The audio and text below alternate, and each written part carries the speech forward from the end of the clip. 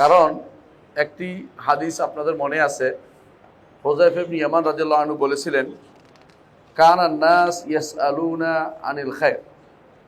মানুষ শুধু প্রশ্ন করত কোনটা ভালো কোনটা ভালো, আর আমি প্রশ্ন করতাম এরপরে কি খারাপই আছে, কি খারাপ হবে। কেন প্রশ্ন করতেন? তিনি বলেছেন যে এই জন্য প্রশ্ন করতাম, মাখাফাতান তুদরিকানি, যাতে এটা আমাকে পেয়ে না বসে, যাতে এটা আমাকে পেয়ে না বসে। সুতরাং একজন মানুষ ভালো মন্দ উভয়টাই জানতে হবে তাকে। সবসময় আমরা সাধারণত একদিক বলে থাকি, ভালো মন্দ উভয়টাই আমাদেরকে জানতে হবে। সবসময় আমরা একদিক বলে থাকি, আরেক দিকের খেয়াল আমরা করি না। বেশিরভাগই আমরা পজিটিভলি আলোচনা করি, বেশিরভাগ সাধারণত আলহামদুলিল্লাহ, কিন্তু কখনো কখনো নেগেটিভ আলোচনা করতে হয়। আমার নবী মুহাম্মদুর রাসূলুল্লাহ সাল্লাল্লাহু আলাইহি ওয়াসাল্লাম তিনি সাবধান করার জন্য নেগেটিভ আলোচনা প্রচুর করেছেন। মানে সাবধান করার জন্য যে এরকম হইতে পারে, এরকম হইতে পারে, এরকম হইতে পারে, তোমরা কি করবে, এটা রাসূলুল্লাহ সাল্লাল্লাহু আলাইহি ওয়াসাল্লাম বলেছেন। কোরআনে কারীমেও দেখবেন আল্লাহ তাআলা বলছেন, ওয়া আন্না হাযা সিরাতি মুস্তাকিমান ফাত্তাবিউহু, এ হচ্ছে আমার পথ, এটার অনুসরণ করো, একটা পথ। ওয়ালা তাত্তাবিউস সুবুলা ফাতাফাররাকা বিকুম আন সাবিলিহি, বিভিন্ন পথের অনুসরণ করো না, তাহলে আল্লাহর পথ থেকে তোমরা বিচ্ছিন্ন হয়ে যাবে, দূরে সরে যাবে। যালিকুম ওয়াসাকুম বিহি লাআল্লাকুম তাত্তাকুন, এ হচ্ছে তোমাদের জন্য ওসিয়ত, যাতে তোমরা তাকওয়ার অধিকারী হতে পারো। সূরা আল আনআমের 153 নম্বর আয়াতে এই ওসিয়তটি এসেছে। এর আগে 9টি ওসিয়ত এসেছে, এটা 10 নম্বর ওসিয়ত, এটা সর্বশেষ ওসিয়ত। সর্বশেষ ওসিয়তের কারণ কি? সর্বশেষ ওসিয়ত এটাই দিয়েছেন আল্লাহ তাআলা আমাদেরকে, যে আল্লাহর নবীর পথে থাকতে হবে, যেই পথে সাহাবায়ে কেরাম চলে গেছেন সেই পথে থাকতে হবে। অন্যান্য বিভিন্ন পথ অনুসরণ করা যাবে না, বিভিন্ন পথ নিয়ে খুশিও হওয়া যাবে না। এত পথ, এত মত, সব যত মত তত পথ, এটা বলা যাবে না। বলতে হবে হেদায়েত আল্লাহ রসুল যা নিয়েছেন তাতে, হেদায়েত মুহাম্মদুর রাসূলুল্লাহ সাহাবীদের যা যেটার উপরে রেখে গেছেন সেটা, এটা মনে রাখতে হবে। কারণ রাসূলুল্লাহ সাল্লাল্লাহু আলাইহি ওয়াসাল্লাম তিনি আমাদেরকে বলেছেন যে ইহুদিরা 73 ভাগে 71 ভাগে বিভক্ত হয়েছে, নাসারারা 72 ভাগে বিভক্ত হয়েছে, এই উম্মত 73 ভাগে বিভক্ত হবে। তারপর তিনি বলেছেন যে একটি ব্যতীত বাকি সব জাহান্নামে যাবে, একটি ব্যতীত বাকি সব জাহান্নামে যাবে। যেহেতু রাসূলুল্লাহ সাল্লাল্লাহু আলাইহি ওয়াসাল্লাম আমাদেরকে বলে গেছেন, সাহাবায়ে কেরাম যা জিজ্ঞাসা করেছে, ইয়া রাসূলুল্লাহ কোনটি সেটি, রাসূলুল্লাহ সাল্লাল্লাহু আলাইহি ওয়াসাল্লাম বলেছেন, মা আনা আলাইহি ইয়াউম ওয়া আসহাবি, যার উপর আজকের দিন আমি আছি এবং আমার সাহাবীরা আছে। যেদিন রাসূলুল্লাহ সাল্লাল্লাহু আলাইহি ওয়াসাল্লাম বলেছেন এটা, যে আমার সাহাবীরা যেটার উপর আছে আমি আছি। রাসূল তো দুনিয়া থেকে চলে গেছেন, তারপর সাহাবায়ে কেরাম ছিলেন। সাহাবায়ে কেরাম 110 হিজরি পর্যন্ত জীবিত ছিলেন কেউ কেউ, এত বছর। অথচ দেখেন এই ফেরকা, বিভিন্ন যে মতাদর্শ বের হয়েছে, এগুলি কিন্তু রাসূলুল্লাহ সাল্লাল্লাহু আলাইহি ওয়াসাল্লাম দুনিয়া থেকে যাওয়ার 30 বছর মধ্যেই সেগুলো চালু অনেকগুলো বের হয়ে গেছে। এর মধ্যে একটা হচ্ছে খারেজিরা বের হয়েছে প্রথমে, দ্বিতীয়ত বের হয়েছে শিয়ারা, দ্বিতীয় ফেরকা বের হয়েছে শিয়ারা। খারেজিদের বিরুদ্ধে যুদ্ধ করেছেন আলী ইবনে আবি তালেব রাদিয়াল্লাহু আনহু। খারেজিদেরকে তিনি কাফের হিসেবে যুদ্ধ করেছেন এটা বলেন নাই, বলেছেন যুদ্ধ করেছেন এই জন্য যেহেতু উম্মতে মুসলিমাকে ভাগ করেছে। একজন খলিফাতুল মুসলিমিন, খলিফাতুল মুসলিমিন যার ব্যাপারে জান্নাতের সুসংবাদ এসেছে, তিনি হচ্ছেন আলী ইবনে আবি তালেব রাদিয়াল্লাহু আনহু। তিনি খারেজিদের বিরুদ্ধে যুদ্ধ করেছেন, অথচ তারা কাফের না। কাফের না হওয়ার কারণ পরেও তাদের বিরুদ্ধে যুদ্ধ করেছেন, তাদেরকে হত্যা করেছেন, মেরেছেন। নাহরাওয়ানের যুদ্ধে তাদেরকে তিনি প্রায় নিচ্ছিন্ন করে ফেলছিলেন, তারা কয়েকজন ছাড়া সবাই মারা পড়েছে। এবং শেষ পর্যন্ত তিনি তাদের মধ্যে একজনকে খুঁজে পেয়ে আল্লাহ শুকরিয়া আদায় করে সেজদা করেছেন, যে আমার হাবিব মুহাম্মদুর রাসূলুল্লাহ সাল্লাল্লাহু আলাইহি ওয়াসাল্লাম আমাকে আগেই বলে গেছেন, এদের আলামত সম্পর্কে বলেছে যাদেরকে আমি যুদ্ধ করব। রাসূলুল্লাহ সাল্লাল্লাহু আলাইহি ওয়াসাল্লাম আরেকটি হাদিস আমার মনে পড়ে, তিনি বলেছিলেন, আলী, আজকে আমি যুদ্ধ করছি কোরআনকে প্রতিষ্ঠা করার জন্য, একদিন আসবে তুমি যুদ্ধ করবে কোরআনের অপব্যাখ্যা ঠেকানোর জন্য। সেই কারণে আলী ইবনে আবি তালিব রাদিয়াল্লাহু আনহু যুদ্ধ করেছেন। কিন্তু পরবর্তীতে আলী ইবনে আবি তালিব রাদিয়াল্লাহু আনহুকে নিয়েই একটি গোষ্ঠী তৈরি হয়ে যায় যাদেরকে শিয়া বলে। আহলুস সুন্নাত ওয়াল জামাতের অনুসারী, তাদের ইমাম হচ্ছেন আলী ইবনে আবি তালিব রাদিয়াল্লাহু আনহু। আহলুস সুন্নাত ওয়াল জামাত সাহাবায়ে কেরামের সবার মধ্য থেকে এসেছে, এটাই হচ্ছে আহলুস সুন্নাহ ওয়া আহলুল জামাআহ। আহলুস সুন্নাহ হচ্ছে আহলুর রাসূল, সুন্নাহ হচ্ছে রাসূলের মতাদর্শকে সুন্নাহ বলে। আহলুল জামাআহ অর্থাৎ আহলুস সাহাবা, জামাআহ বলতে সাহাবায়ে কেরামকে বোঝায়। এই জন্য এখনো যদি জামাআহ বলে, কটা গোষ্ঠীকে বুঝায় না, কোনো দলকে বুঝায় না। আহলুল জামাআহ হচ্ছে সাহাবায়ে কেরাম, আহলুস সুন্নাত ওয়াল জামাআহ অর্থ হচ্ছে আহলুর রাসূল ও আহলুস সাহাবা। সহজেই বুঝেন। আহলুস সুন্নাত ওয়াল জামাত এটা নয় চট্টগ্রামের কিছু মানুষ কবর পূজা করে, এটা নয়। অথবা ওই বড় রাস্তার মাঝখানে একটা কবর আছে, এটা পূজা করে, এটা না। আহলুস সুন্নাত ওয়াল জামাত হচ্ছে যারা রাসূলকে মানে এবং সাহাবায়ে কেরামের পদাঙ্ক অনুসরণ করে চলে, তারাই হচ্ছে আহলুস সুন্নাতি ওয়াল জামাআহ। এবারে বিস্তারিত আলোচনার সুযোগ নেই। আহলুস সুন্নাত ওয়াল জামাত থেকে একটা গোষ্ঠী প্রথম বেরিয়েছে, তারা হচ্ছে খারেজিরা। দ্বিতীয় গোষ্ঠী বেরিয়েছে, তারা হচ্ছে শিয়ারা। আর শিয়ারা বের হওয়ার পরে আর যত গোষ্ঠী বেরিয়েছে তাদের মতো এত ক্ষতিকর কোনো গোষ্ঠী বের হয়নি। শিয়াদের মধ্যে তিনটি গোষ্ঠী বের হয়েছে, মনে রাখবেন।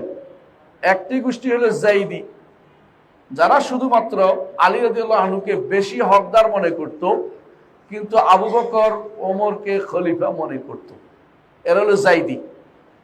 বর্তমানে যাইদিরা এখন বাস্তুচ্যুত, মানে তারা ইয়েমেনে ছিল, ইয়েমেন থেকে তাদেরকে তাড়িয়ে দিয়েছে আরেকটা গোষ্ঠী জারুদিরা। তারা ধীরে ধীরে জারুদিয়া বাদ দিয়া তারা ইমামিয়া ইসনা আশারিয়া ফেরকা হয়ে গেছে, হইয়া যারা ক্ষমতায় ছিল তাদেরকে তাড়িয়ে দিয়েছে, অর্থাৎ জায়দিরকে তাড়িয়ে দিয়েছে। ইয়েমেনে যারা এখন ক্ষমতাসীন হয়ে আছে বা হুতি যাদেরকে বলা হয়, এরা সব হচ্ছে ইরানি এবং ইমামি ফেরকা এবং ইসনা আশারি ফেরকা। এরা আগের যে জায়দি ছিল, জায়দি নাই। জায়দি থাকলেও যে ভালো এটা আমরা বলছি না, কারণ জায়দিদের আকীদাতেও সমস্যা আছে, জায়দিদের আমলও সমস্যা ছিল। এই হচ্ছে একটি ফেরকা, অন্তত এদেরকে বলা হয় আকরাবুন নাস, আকরাবুল ফিরাক ইলাল ফিরাক ইলাল আহলুস সুন্নাত ওয়াল জামাত। জায়দিরা ছিল আহলুস সুন্নাত ওয়াল জামাতের সবচেয়ে কাছের একটি গোষ্ঠী বা ফেরকা। আরেকটি ফেরকা সবচেয়ে ভয়াবহ রূপ ধারণ করেছে, শিয়াদের থেকে বের হয়েছে, তারা হচ্ছে বাতিনি ফেরকা। বাতিনি ফেরকা আপনি চিনবেন না, আমি শুধু একটা একটা করে নাম বলে যাব, আপনি বুঝে নেবেন। এক নম্বর হচ্ছে বাতিনি ফেরকার মধ্যে হচ্ছে যাদেরকে আপনারা আগা খানি বলেন। এই আশেপাশে আপনাদের ওদের বিশাল কি আছে, স্কুল আছে, কলেজ আছে, মাদ্রাসা আছে, ফুটবল, গোল্ড কাপ ইত্যাদি ইত্যাদি দুনিয়া সব চালায়। এরা হচ্ছে বাতিনি ফেরকার প্রথম তাদের কাজ, প্রথম গোষ্ঠী যারা। এরা তাদের ইমামকে আল্লাহ মনে করে এবং ইমামকে স্বর্ণ দিয়ে মাফে। ইমাম আসলে মেয়েরা চুল বিছিয়ে দেয়, চুলের উপর হেঁটে গেলে বিয়ে হয়, নাহলে বিয়ে হয় না। এটা বিশ্বাস। আমরা ছোট্ট একটা উদাহরণ দিচ্ছি শুধুমাত্র, আর অন্যগুলি বাদ, অন্য কিছু বলবো না, এটা আলোচনা করলে একদিন যাবে। বাতিনি ফেরকার একটা গোষ্ঠী হলো কি আগা খান, আরেকটা গোষ্ঠী হলো কিছুদিন আগ পর্যন্ত যারা সিরিয়া ক্ষমতা ছিল, বাশার আল আসাদ এবং তার বাপের গোষ্ঠীরা, এদেরকে আমরা বলি নুসাইরি, আমরা বলি নুসাইরি। এরা নিজেদেরকে বলে আলাবি। আলাবি কেন বলে? কারণ আলীর ইবাদত করে, এই জন্য। আলাবি এই জন্য নয় যে আলীর বংশধর, এই জন্য না। তারা 5 আল্লাহর ইবাদত করে, এর মধ্যে একজন হচ্ছে আলী, বুঝছেন তো, ওনার ইবাদত করে, নাউজুবিল্লাহ। এরা 5 আল্লাহর ইবাদত করে। এই জন্য ইবনে তাইমিয়া তখনকার সময় তাদের বিরুদ্ধে যুদ্ধ করছে, তখনকার সময় যুদ্ধ করছে। এরা পাহাড় দখল করে বসে আছে, এদের সাথে সব সময় ইহুদি নাসারাদেরকে একেবারে গলায় গলায় খাতি। এখনো দেখবেন ওদের কিছু হলে আমেরিকা ইউরোপ কান্দাকাটি শুরু করে দেয়, যে সংখ্যালঘু শেষ করে দিল, অর্থাৎ সংখ্যালঘু যদি থাকে, মুসলিমদের মধ্যে একটা ক্যান্সার থাকলো, এই ক্যান্সার থাকলে মুসলিমরা আর বেশি আগাইতে পারবে, নিজেরা হানাহানি মারামারি লিপ্ত থাকবে, এতে তারা অনেক খুশি। এদের আরেকটি গোষ্ঠী হচ্ছে দুরুজ। দুরুজ যারা তথাকথিত ওবায়দি শাসন, যাদেরকে ফাতেমি শাসন বলা হয়, শাসক একজন ছিল হাকিমুল আমরিল্লাহ, এই বেটার ইবাদত করে, বলে এই হচ্ছে আল্লাহ। নাউজুবিল্লাহ। এরা এই দুরজিরা এখন বর্তমানে যুদ্ধ করতেছে সিরিয়াতে। কার সাথে যুদ্ধ করে? আহলুস সুন্নাহ ওয়াল জামাতের সাথে। আপনি ঠিক বলছেন কথাটা, আহলুস সুন্নাহ ওয়াল জামাত যুদ্ধ করে। বর্তমানে শাসক আহলুস সুন্নাহ ওয়াল জামাতের, আর ভুল ভ্রান্তি মানুষের থাকেই, কিন্তু মৌলিকভাবে তারা আহলুস সুন্নাহ ওয়াল জামাতের। এইটা সহ্য করতে পারে না, লাগিয়ে দিয়েছে দুরজিদেরকে। আর দুরজিরা এদেরকে হেল্প করতেছে পুরোপুরি। কারা? আপনি ভালো করে জানেন কারা করছে। ইহুদিরা কখনো এদেরকে কোনো ক্ষতি হতে দিবে না, কারণ তারা বাফার একটা জায়গা দখল করছে, যাতে করে ওদের জায়গা নিরাপদ থাকে, এই জন্য ওদেরকে রাখছে। যেমনি ভাবে বাফার জায়গা রাখছে হেজবুল্লাহকে, কিসের মধ্যে? হেজবুল্লাহ তরস জাইরা, এদেরকে রাখছে এই ইসরায়েল এবং লেবাননের মাঝখানে, শামের মাঝখানে একটা জায়গা রাখছে, যাতে করে তারা বাফার হিসেবে কাজ করে, তাদের উপর আক্রমণ আসার আগে এদের উপর আসে। মাঝে মধ্যে তারা ভুল করে ইসরায়েলের দিকে দুই একটা ছড়ে মানলাম, কিন্তু মূল উদ্দেশ্য ইসরায়েলকে নয়। আমি লেবানন গেছি, এই জন্য বাস্তব অবস্থা জানি। যারা জান নাই তারা বলতে পারবেন না। ওখানে ঢুকা যায় না, মুসলিমদের ঢুকা একদম নিষিদ্ধ, ওখানে ঢুকা যায় না। ভালো করে বুঝবেন, যারা গেছে তারা দেখে আসছে। আরবরা বলে যে ওয়ালাইসাল খাবরু কাল আয়ান, যে খবর সংবাদ শুনছেন, চোখে দেখে আসছে, এই জন্য বলতেছি। এত খারাপ জায়গা এরা তৈরি করেছে, তাহলে বুঝতে পারেন দুইটি বাতিনি ফের, তিনটি বাতিনি ফেরকার কথা বলছি। আরেকটি বাতিনি ফেরকা হচ্ছে বোহরা। বোহরা আপনারা চিনেন, এরা বিভিন্ন অর্থগৃহীত, সবচেয়ে বেশি পয়সার কাজ করে, ব্যবসা করে, এবং বাংলাদেশে এদের অস্তিত্ব আছে বিশাল সংখ্যক। এদের মধ্যে কেউ কেউ বড় ক্ষমতায় আছে। আরেকটি গোষ্ঠী আছে, তাদেরকে বলা হয় বাহাই, যাদেরকে বলেন আজিজ ভাই বলেন না আপনারা, একজন দেশে ছিল কিছুদিন আগে, ওই ভাই না, এটা বাহাই। আপনারা বলতে বলতে ভাই বানাই ফেলছেন। আজিজ মোহাম্মদ ভাই একজন ছিল না, ওটা ওই গোষ্ঠীর লোক ছিল। তারাও বাতিনি ফেরকা, এরা কেউ ইমানদার না, এরা সবগুলি কিন্তু কাফের। বাতিনি ফেরকার কেউ ইমানদার নয়। বাতিনি ফেরকা আলোচনা করতে হলে আরেক দুদিন লাগবে, আমি এটা আলোচনা করব না। শুধু বলতে চাচ্ছি, শিয়াদের মধ্যে একটা গোষ্ঠী কি জাইদি, যারা আমরা বলতাম যে এরা আহলুস সুন্নাহর কাছাকাছি। আরেকটি গোষ্ঠী বাতিনি, যারা আহলুস সুন্নাহ থেকে আহলুস সুন্নাহ তারপরে ঈমান নিয়ে বেরিয়ে গেছে তারা। আরেকটি গোষ্ঠী আছে যারা নিজেদেরকে পরিচয় দেয় মুসলিম বলে, শিয়া বলে, অথচ তারা রাফিদি। রাফিদি শিয়া কারা? রাফিজি শিয়া কারা? রাফিজি শিয়া হচ্ছে ওই সমস্ত ব্যক্তিরা যারা আলী রাদিয়াল্লাহু আনহুকে একমাত্র হক খলিফা মনে করে, আবু বকর ওমরকে নাহক মনে করে, এবং তাদেরকে তাকফির করে, কাফের বলে। নাউজুবিল্লাহ। এই রাফিজি শিয়ারা হচ্ছে বর্তমানে ইরানে ক্ষমতাসীন। রাফিজি শিয়ারা হচ্ছে হেজবুল্লাহ গোষ্ঠী। রাফিজি শিয়া হচ্ছে হুসি গোষ্ঠী। রাফিজি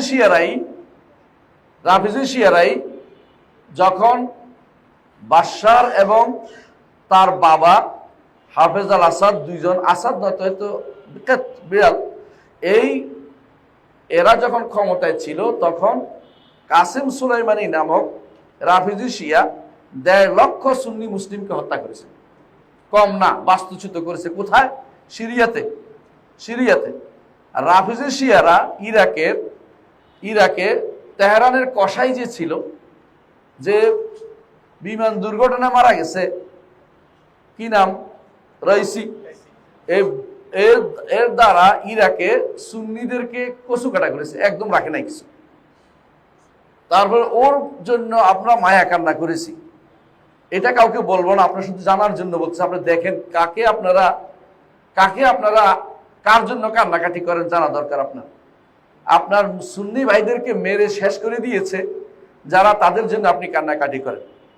আর যারা যুদ্ধ করেছে ওরা হচ্ছে আপনাকে তারা ঘৃণা করে কেমন, সেটা আলোচনা করবো, আসবে ইনশাআল্লাহ।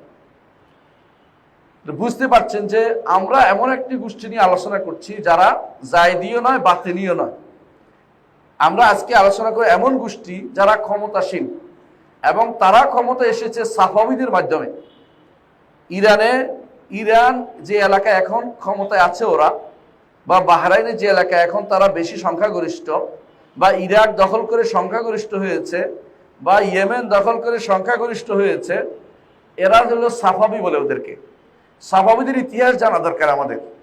সাফাবি বলে কেউ ছিল না। এরা কি করেছে, এলাকার কিছু লোক শিয়া হইয়া ধীরে ধীরে বাড়তে বাড়তে বাড়তে বাড়তে ক্ষমতা দখল করেছে। ইসমাইল সাফাবি বলে প্রথম তারা ইরানের ক্ষমতা দখল করে। তারপর বাড়তে বাড়তে তারা শেষ পর্যন্ত আহমদ রেজা খান পাহলভি সাফাবি ওর ক্ষমতায় ছিল। ওদেরকে তাড়িয়ে আসছে আয়াতুদ্দলালা পথভ্রষ্ট ইমাম খোমাইনি ক্ষমতায় আসছে।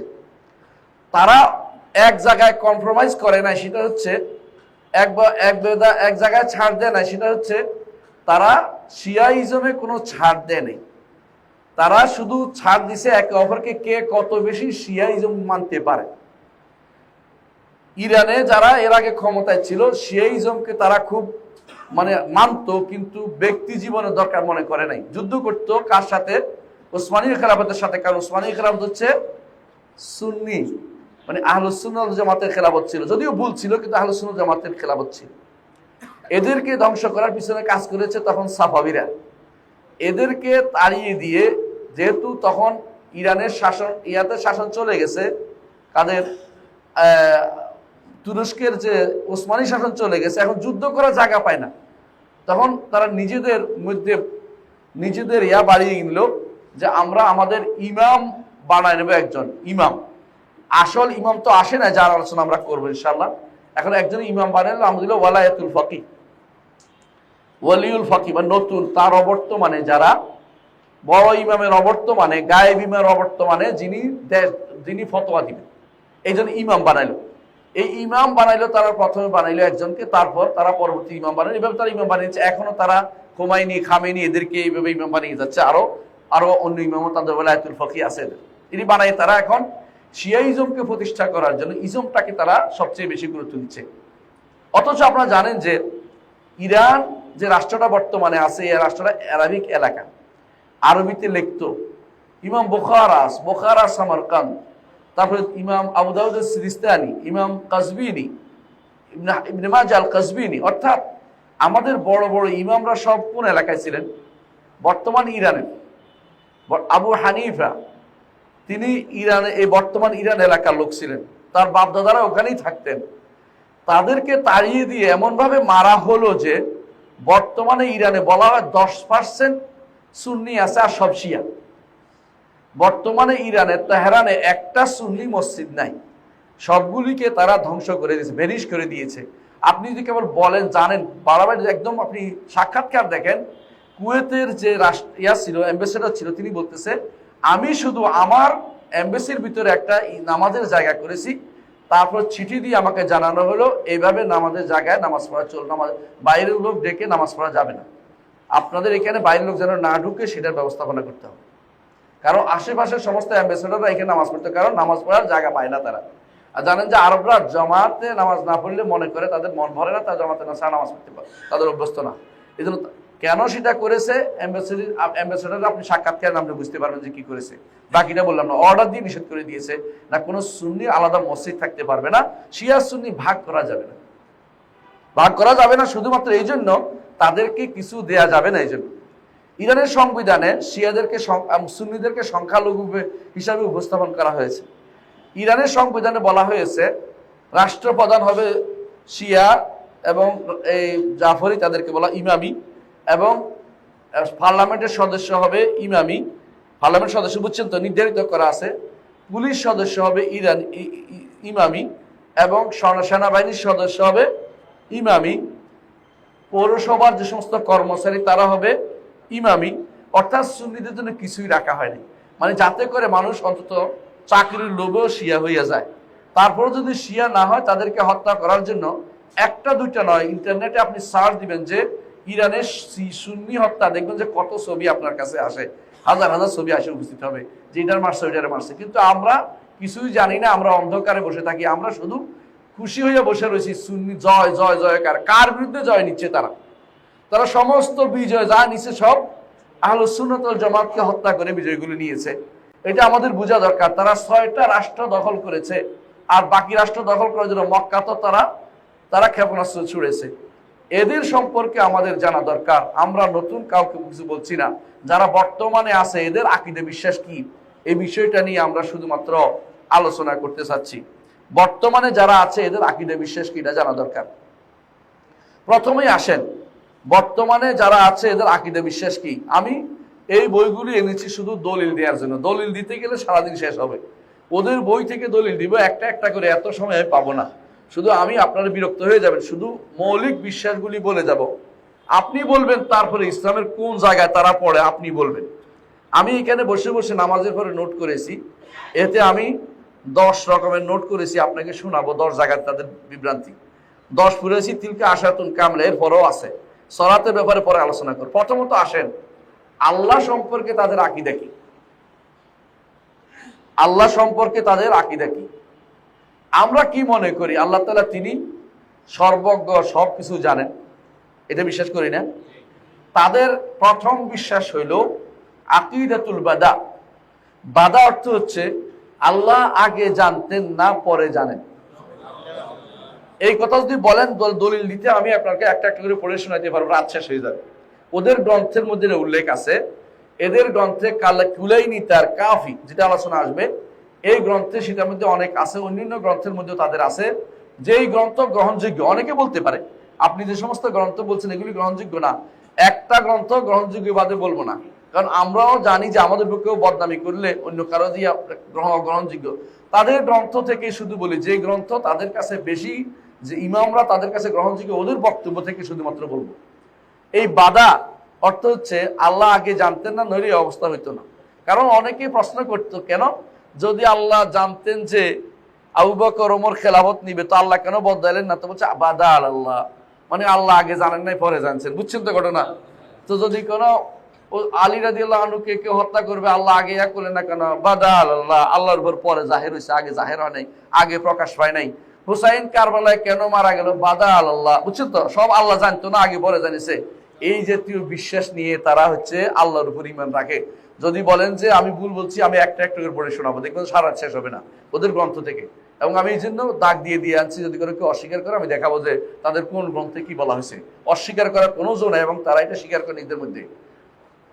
2 নম্বর, আল্লাহর ব্যাপারে আরেকটি আকীদা কি, তাওহীদের ব্যাপারে। আমাদের তাওহীদের আকীদা হচ্ছে শাহাদাতু আল্লা ইলাহা ইল্লাল্লাহ ওয়া আন্না মুহাম্মাদুর রাসূলুল্লাহ, তাওহীদের রিসালাতের আকীদা।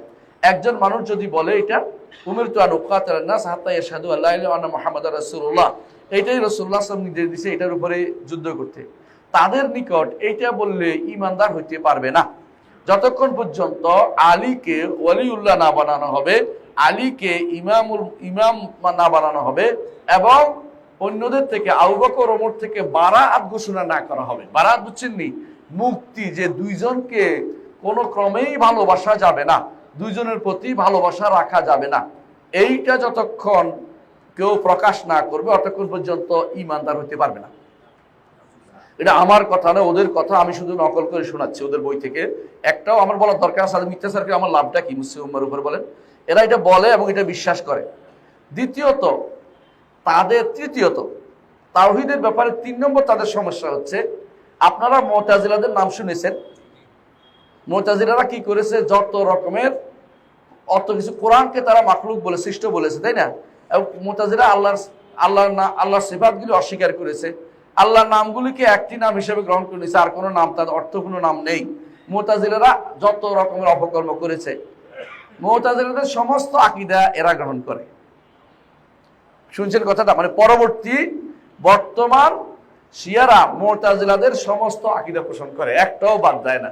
এর অর্থ হচ্ছে আপনি যে এই মুতাজিলার বিরুদ্ধে দাঁড়িয়েছিলেন, ইমাম আহমদ ইবনে হাম্বল কিসের মতো? পর্বত সম দাঁড়িয়েছিলেন। তারা একই আকীদা বর্তমানে কারা পোষণ করে? শিয়ারা পোষণ করে। শিয়ারা মানে এই রাফিদিরা পোষণ করে, বর্তমান ইরানিরা পোষণ করে, এবং তাদের অনুসারী যারা আছে আমাদের দেশে হোক এবং বিভিন্ন দেশে, তারা একই আকীদা পোষণ করে থাকে। এই ব্যাপারে কোনো করার কোনো সুযোগ নেই, বিরোধিতা করার সুযোগ, তারা এটা স্পষ্ট তাদের কিতাবে লেখা আছে, তাদের এটা বলেও।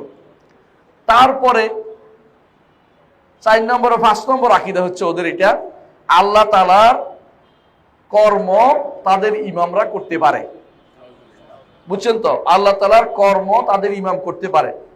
6 নম্বর আকীদা হচ্ছে তাদের ইমামরা হচ্ছে আল্লাহর মাজহার, আল্লাহর প্রকাশ।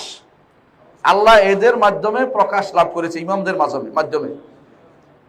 7 নম্বর আকীদা হচ্ছে তাদের এটা, আল্লাহর বড় বড় গুণগুলো তাদের ইমামদের রয়েছে। গুণ যেমন তাদের কিতাবে কুলাইনি তার কিতাবে লিখতেছে, কুলাইনি তাদের হচ্ছে আমাদের বুখারীর মতো, সহজে মনে রাখেন, আমাদের বুখারী কিতাবের মতো, বুঝছেন তো? সেখানে তারা তাদের ইমামদের বক্তব্য, মিথ্যা বক্তব্য আনি ভর্তি করছে, এটা বলে বুখারীর বিপরীত দাঁড় করাইছে। কুলাইনির কিতাবটার নাম হচ্ছে আল কাফি। কুলাইনি তার আল কাফি কিতাবে উল্লেখ করতেছেন যে বাবুল অধ্যায়, আল আইম্মাতু ইয়ালামুন আল গায়ব, ইমামরা গায়েব জানে। বাবুন আল আইম্মাতু ইয়ালামুনা মা ফিল গাদি, আগামী দিন কি হবে ইমামরা তা জানে। অধ্যায় বিন্যাস করছে, অধ্যায় বিন্যাস তো বুঝেন। এরপরে এটার ভিতরে তার বর্ণনা নিয়ে আসছে, নিজেদের বর্ণনা বানাই বর্ণনা নিয়ে আসছে, ইমামদের থেকে মিথ্যাচার করছে, ইমামরা এগুলি বলে নাই। আচ্ছা, এরপরে তারা আরো বলছে কি, বাবুল ইয়াফআলুনা মা ইয়াশা, যা ইচ্ছা তা তারা করে। অর্থাৎ ক্ষমতা, তাদের ক্ষমতা এত বেশি দিয়েছে যে এটা কল্পনা করতে পারবেন না যে তারা যা ইচ্ছা তা করতে পারে। অথচ তারা কিন্তু বেঘরে মারা গেছে কয়জন জানেন আপনারা? পরবর্তীরা কিছুই করতে পারে না, অথচ বলতেছে বাগাড়ম্বর যা ইচ্ছা তা করতে পারে, যা ইচ্ছা তা করতে পারে। এমনকি তারা মায়ের পেটের বাচ্চাও জানে নাকি কোন কি বাচ্চা আছে না আছে, এটাও তাদের দাবি করেছে। এই বইতে তাদের কুলাইনি তার কাফির মধ্যে এটা লেগেছে। তো তাদের বড় বুখারীতে হচ্ছে শিরকে ভরা, আমি বুঝাতে পারছি তো? আল্লাহর এমনকি তারা আমলে জিন্দেগিতে কি শিরিক করে, এটা তো আকীদাগত, সেটা বললাম না। আপনারা সবাই দেখছেন তারা যখন সালাত পড়ে কি করে, পাথর রাখে। এটা আপনারা ভালো করে জানেন, অনেকে দেখে আসছেন। এটা তর্ক করলাম না কিসের উপরে তাদের সেজদাগুলি হয়, এটা ভালো করে দেখেন। আপনি ইরানে যাবেন, বিভিন্ন জায়গায় যাবেন, দেখবেন যে বড় বড় মাজারগুলি বাদাই করা। মাজার বাদাই কারা করে? মাজারকে যারা সেজদা করে। আপনি দেখবেন বর্তমান তথাকথিত ইমাম উদ্দলালা খামেনাই, ওর কি করতেছে, খোমেনির সিজদা করতেছে। আলী রাদিয়াল্লাহু আনহুর কবর যেটা বলা হয় ওখানে যে কি করতেছে, সিজদা করতেছে। আপনি দেখেন চোখের সামনে, এখন কোনো অস্পষ্ট কিছু নাই। পৃথিবী এখন কি হয়ে গেছে, গ্লোবাল একটা ভিলেজ হয়ে গেছে। কেউ যদি লুকুচুরি করে বলে এটা কি, এটা দেখেন তো এটা কি। ইমাম যদি শিরিক করে কিভাবে এটারে, আলীর সিজদা করতেছে কবরকে, মুক্তাদিরা কি করবে আমাকে বুঝিয়ে বলেন। আর কিছু বলার দরকার নেই, আপনি বুঝছেন। শিরকের মধ্যে আকণ্ঠ নিমজ্জিত একটি জাতি হচ্ছে এই রাফেদি জাতি, শিয়া জাতি। ইবনে তাইমিয়া রাহমাতুল্লাহ আলাইহি, আপনারা যারা পছন্দ করেন বা করেন না, কথাটা শুনেন, সত্য কথা বলছে যে তিনি বলছিলেন যে আত্তালুল মাসাজিদ ওয়া আমারুল মাশাহিদ, মসজিদকে তারা বন্ধ করে দিয়েছে আর কবরগুলিকে তারা আবাদ করে ফেলেছে। কবরগুলি আবাদ করেছে। মদিনায় গেলে দেখবেন মসজিদে নামাজ পড়তে তাদের যত না আনন্দ, সবচেয়ে বেশি আনন্দ পায় তারা কোথায়? বাকিতে যাইয়া পাথর টোকানোর মধ্যে, বাকিতে যাইয়া পাথর খোঁজে এবং এগুলি তারা পকেটস্থ করে নিয়ে চলে যায়। বাকিতে তারা এর পিছে পিছে ঢুকে যায়, এমনি তো ঢুকতে দেয় না, এই জন্য এর পিছে ঢুকে যায়, ওই যে লাশের পিছে পিছে ঢুকে যায়। তারা ওখানে যে কান্নাকাটি করে, চিৎকার করে, চেঁচামেচি করে এবং তারা কথায় কথায় শুধু এমন বড় শিরিক করে, কল্পনা ইয়া আলী বলে, ইয়া হুসাইন বলে। এগুলিতে আপনারা দেখবেন এগুলিতে শিরিক, এতে কোনো সন্দেহ নাই। আহলুস সুন্নাহ ওয়াল জামাত এইভাবে আল্লাহ ছাড়া কাউকে মদদের জন্য, সাহায্যের জন্য ডাকা বা কোনো উদ্দেশ্যে ডাকা, উদ্দেশ্যপূর্ণ ডাকা শিরিক এবং ঈমান নষ্ট হওয়ার কারণ মনে করে। আর ওরা ওইটাকে মনে করে তাদের বড় ধরনের ইবাদতের কাজ, পুণ্যের কাজ মনে করে। এই জাতিকে আপনি কিভাবে বিশুদ্ধ করবেন? শুধু একটুকু বললাম, আল্লাহ সম্পর্কে আকীদা বললাম। আসেন তাদের আকীদা, কোরআন সম্পর্কে তাদের কি আকীদা? কোরআনে কারীম সম্পর্কে তাদের আকীদা হচ্ছে এই কোরআন আমি একটা একটা করে নস পড়লে আপনি আশ্চর্য হবেন। আমি কি জন্য এখানে আনছি, এহসান আলাই জহিরের এই বইটা, এটার মধ্যে লেখা আছে আশিয়াতু ওয়াল কোরআন, শিয়ারা কোরআন সম্পর্কে কি আকীদা পোষণ করে। এটা এত বড় বইটা, বুঝছেন তো কি, এই পুরোটার মধ্যে ওদের বই থেকে নিয়ে আসছে। উনি খুবই বড় গবেষক ছিলেন, এহসান আলাই জহির রাহমাহুল্লাহ। তো তিনি একটা একটা করে ওদের বই থেকে নিয়ে আসছেন, যেখানে তারা বলছে যে কোরআন কি বিকৃত হয়ে গেছে। এই কোরআন সেই কোরআন নয় যে কোরআন মুহাম্মদুর রাসূলুল্লাহ সাল্লাল্লাহু আলাইহি ওয়াসাল্লামের উপর নাজিল হয়েছে। আরেকটা বলছে যে এই কোরআন নাকি, তারা এটা বলে, বিকৃতও বলে না, আবার কেউ কেউ তাদের মধ্যে এটা বলে যে এই কোরআন আবু বকর ওমর তৈরি করেছে, নাউজুবিল্লাহ, এইটাও তারা বলে। এবং কেউ কেউ বলে এই কোরআনে, কেউ কেউ ওদের বইতে আছে, এই কোরআনে আয়াত সংখ্যা ছিল 17,000। আমাদের কোরআন আয়াত কত? 6,200, 6,666, ঠিক না? এটাও শিয়ারা বানাইছে, ওরা এটা বানাইছে। আসলে 6,236টা অথবা 6,226, এইটা হলো আসলে কোরআনের কি আয়াত সংখ্যা। এর বাইরে যারাই বলে তারা মনে করে যে কিছু আয়াত পালাই দিছে, নাউজুবিল্লাহ। এরা এটা বলে যে আর আল্লাহ কোরআন কি হয়েছে, ফেলে দেওয়া হয়েছে, এর বিকৃত হয়ে গেছে, তারা বিশ্বাস করে এটা। এমনকি তাদের মধ্যে একটা গোষ্ঠী মনে করে যে মুসহাফে ফাতেমা আছে। মুসহাফে ফাতেমা বুঝছেন না? আমাদের নিকট মুসহাফকে, মুসহাফ মানে যিনি লিখছেন কে? ওসমান। আমরা বলি মুসহাফুল ইমাম বা ওসমান রাদিয়াল্লাহু আনহু লিখিত কোরআন। তিনি লিখে জায়গায় জায়গায় পাঠাইছেন, দেশে দেশে পাঠাইছেন। সাহাবায়ে কেরাম হাফেজ ছিলেন, তারা বলছেন তিনি লিখে লিখে থেকে নুসখা থেকে কপি থেকে লিখে পাঠাইছেন। ওদের নিকট একটা এই যে আমাদের কাছে যে কোরআন আছে এর একটা হরফও নাই। মুসহাফে ফাতেমাতে যা আছে এতে আমাদের এই কোরআনে একটা হরফও নাই। মুসহাফে ফাতেমা নিয়ে আসবে কে? তাদের 12 নম্বর ইমাম যে গর্তে ঢুকে গেছে, তিনি যখন আসবেন তখন তিনি মুসহাফে ফাতেমা নিয়ে আসবেন। বুঝছেন তো? নাউজুবিল্লাহ। ইমানদার কি বলতে পারে? তাদের তাদের আরেকটি বিশ্বাস হচ্ছে এরকম অনেকগুলো সূরা যেগুলো আলীর শানে নাজিল হয়েছে, এগুলি সব আবু বকর ওমরে ফালাই দিছে, নাউজুবিল্লাহ। এই জন্য এত মিথ্যাচার তারা করে। মিথ্যাচার করতে করতে এমনও বলছে যে সূরাতুল ওয়ালায়া নামক একটা সূরা ছিল। ওয়ালায়া বুঝছেন তো? মানে ওলি, জাআলনা ওয়ালিয়ান আলিয়ান সেহরাক, বলছে ওখানে কি আলাম নাশরাহ লাকা সাদরাক ওয়া ওয়াদানা আনকা উজরাক। এরপরে বলতে বাড়াই দিছে ও জাআলনা আলিয়ান সেহরাক, আলীকে আপনার জামাই করেছি, জামাই বানিয়েছি। এরপরে ওটার মধ্যে আরো আয়াত, তারা অনেকগুলো আয়াত, একটা দুইটা নয়। যদি আপনি এহসান আলাই জহিরের বইটা পড়েন, তাদের বই থেকে আনছে, স্পষ্ট পাবেন। অনেকে বলেন যে এই বই থেকে আনছে, বইটা কই? বইগুলিও নেটে আছে, আপনি সার্চ দিবেন, একটা সূরা সহ আসবে, কষ্ট নাই। এখন আর কোনো কিছু লুকানো পারতেন না, কারণ ওরা লুকাইলে অন্যরা বের করে দেখাই দিচ্ছে। বুঝছেন না কথাটা? আপনি পাবেন। একটা ছোট্ট বই আছে, এত বড়, ছোট মানে অন্তত 250 পৃষ্ঠা। ওইটার মধ্যে ওলামা শিয়া ইয়াকুলুন, শিয়ারা বলে, এরপর সাথে বইয়ের ছবি তুলে দিয়েছে। ওলামা শিয়া ইয়াকুলুন বইটা অনুবাদ হয়েছে, যদি বের করে আপনার আলো সহ দেখতে পাবেন ইনশাআল্লাহ। এটা বের করার ইচ্ছা আছে, সময় পাইলে ইনশাআল্লাহ। তাহলে বুঝতে পারছেন যে কোরআনে কারীমকে তারা, আমাদের কোরআনে কারীমকে তারা কি মনে করে? বিকৃত অথবা কোনো অংশ বাদ দেওয়া হয়েছে, এটা তারা বিশ্বাস করে। যদিও আপনাকে সেটা বলবে না, এটা কারণ আমরা বলবো আপনাকে। রসুলের হাদিস সম্পর্কে কি তাদের মত, রসুলের হাদিস সম্পর্কে কি তাদের মত, এটার উপরে এহসান আলাই জহির রহমতুল্লাহ আলী একটা বই লিখছেন, আশরিয়াতু ওয়াস সুন্নাহ, শিয়ারা সুন্নাহর উপরে কি আকীদা পোষণ করে, এটার উপরে। এত বড় বই তো বলার উপায় নেই, আমি শুধু সংক্ষেপে কয়েকটা জিনিস বলবো। 1 নম্বর হচ্ছে তারা হাদিসকে হুজ্জত মনে করে না। আমরা সাধারণত যারা হাদিস অস্বীকারী তাদের কি বলি? কাফের বলি না?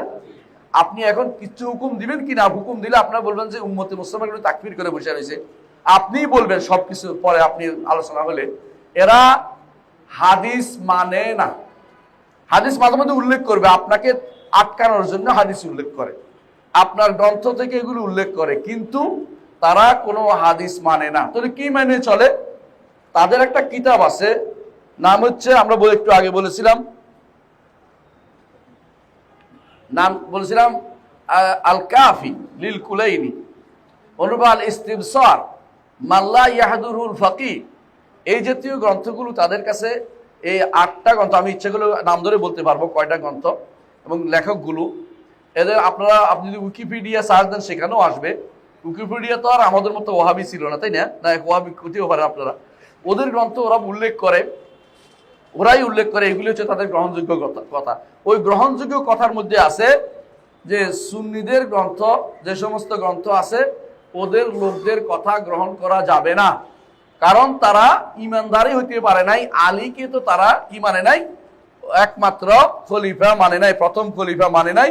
এই জন্য তাদের ইমানদার হওয়া থেকে দূরে সরে গেছে। কথা কি বুঝছেন কিনা? এই জন্য তাদের কোনো হাদিস নেওয়া যাবে না। আমাদের বুখারী, মুসলিম, আবু দাউদ, তিরমিজি, নাসাই, ইবনে মাজাহ, এগুলিকে তারা গ্রহণযোগ্য মনে করে না। আমাদের কোনো হাদিসের কিতাব তারা মানে না। তখন কখন তাদের দরকার হইলে দুই একটা আইনে আমাদের বিরুদ্ধে তারা সেট করে নেয়। কথা বলছেন কিনা? অনেক সময় দেখবেন যে হাদিস এই দলিল দিছে আপনার বিরুদ্ধে, ওরা মানার জন্য না, কারণ তাদের আলাদা বই আছে, গ্রন্থ আছে, ওগুলি তারা মানে। তাদের গ্রন্থের অসুবিধাটা ইয়াটা কি জানেন? আমাদের ওদের গ্রন্থের অসুবিধা হচ্ছে ওরা যদি কোনো কেবল, ওদের নিয়ম হচ্ছে এটা, কোনো ব্যক্তি যদি কেবল একটা হাদিস বানিয়ে বলে যে এটা আবু আব্দুল্লাহ আলাইহিস সালাম বলছে, অর্থাৎ তাদের 12 ইমামের মধ্যে 11 ইমামের মধ্যে কোনো একজন বলছে, তাতে এটা শুদ্ধ, সনদ থাকুক আর না থাকুক। এরকম যদি হয় তাহলে বুঝতে হবে, আচ্ছা সেটা এরকম যদি হয় বুঝতে হবে যে দ্বীনের কোনো অস্তিত্ব থাকবে না। কারণ আমরা কি বলি, আল ইসনাদু মিনাদ দ্বীন লাউলাল ইসনাদ লাকালা মাশা মানশা মাশা। ইমাম মুসলিম তার কিতাবের মুকাদ্দিমার মধ্যে বলেছেন, মুহাম্মদ ইবনে সিরিন রাহিমাহুল্লাহ বলেছেন, এবং এটা হাদিসেও আছে, দুরুল হাদিসে। অনেকে আমার উপর খেপে গেছেন একবার এটা বলার কারণে, যাক শুনে, এটা হাদিসেও আসছে, কিন্তু এটা দুরুল হাদিস, কিন্তু মুহাম্মদ ইবনে সিরিন কওল হিসেবে এটা শুদ্ধ। তিনি কি বলেছেন যে দ্বীনের মূল হচ্ছে সনদ, আমাদের দ্বীনের সৌন্দর্য হচ্ছে সনদ। সনদ দিয়ে বলতে হবে, সনদ মানে বর্ণনা পরম্পরা বলতে হবে। আপনি কার থেকে শুনছেন, রসুল বলছেন বললে হবে না, রসুল কোথায় বলছেন, যিনি বলছেন তার কে বলছেন, গ্রহণযোগ্য ব্যক্তি কিনা, সনদে কোনো সমস্যা আছে কিনা দেখা, এটা দায়িত্ব কার? আমাদের।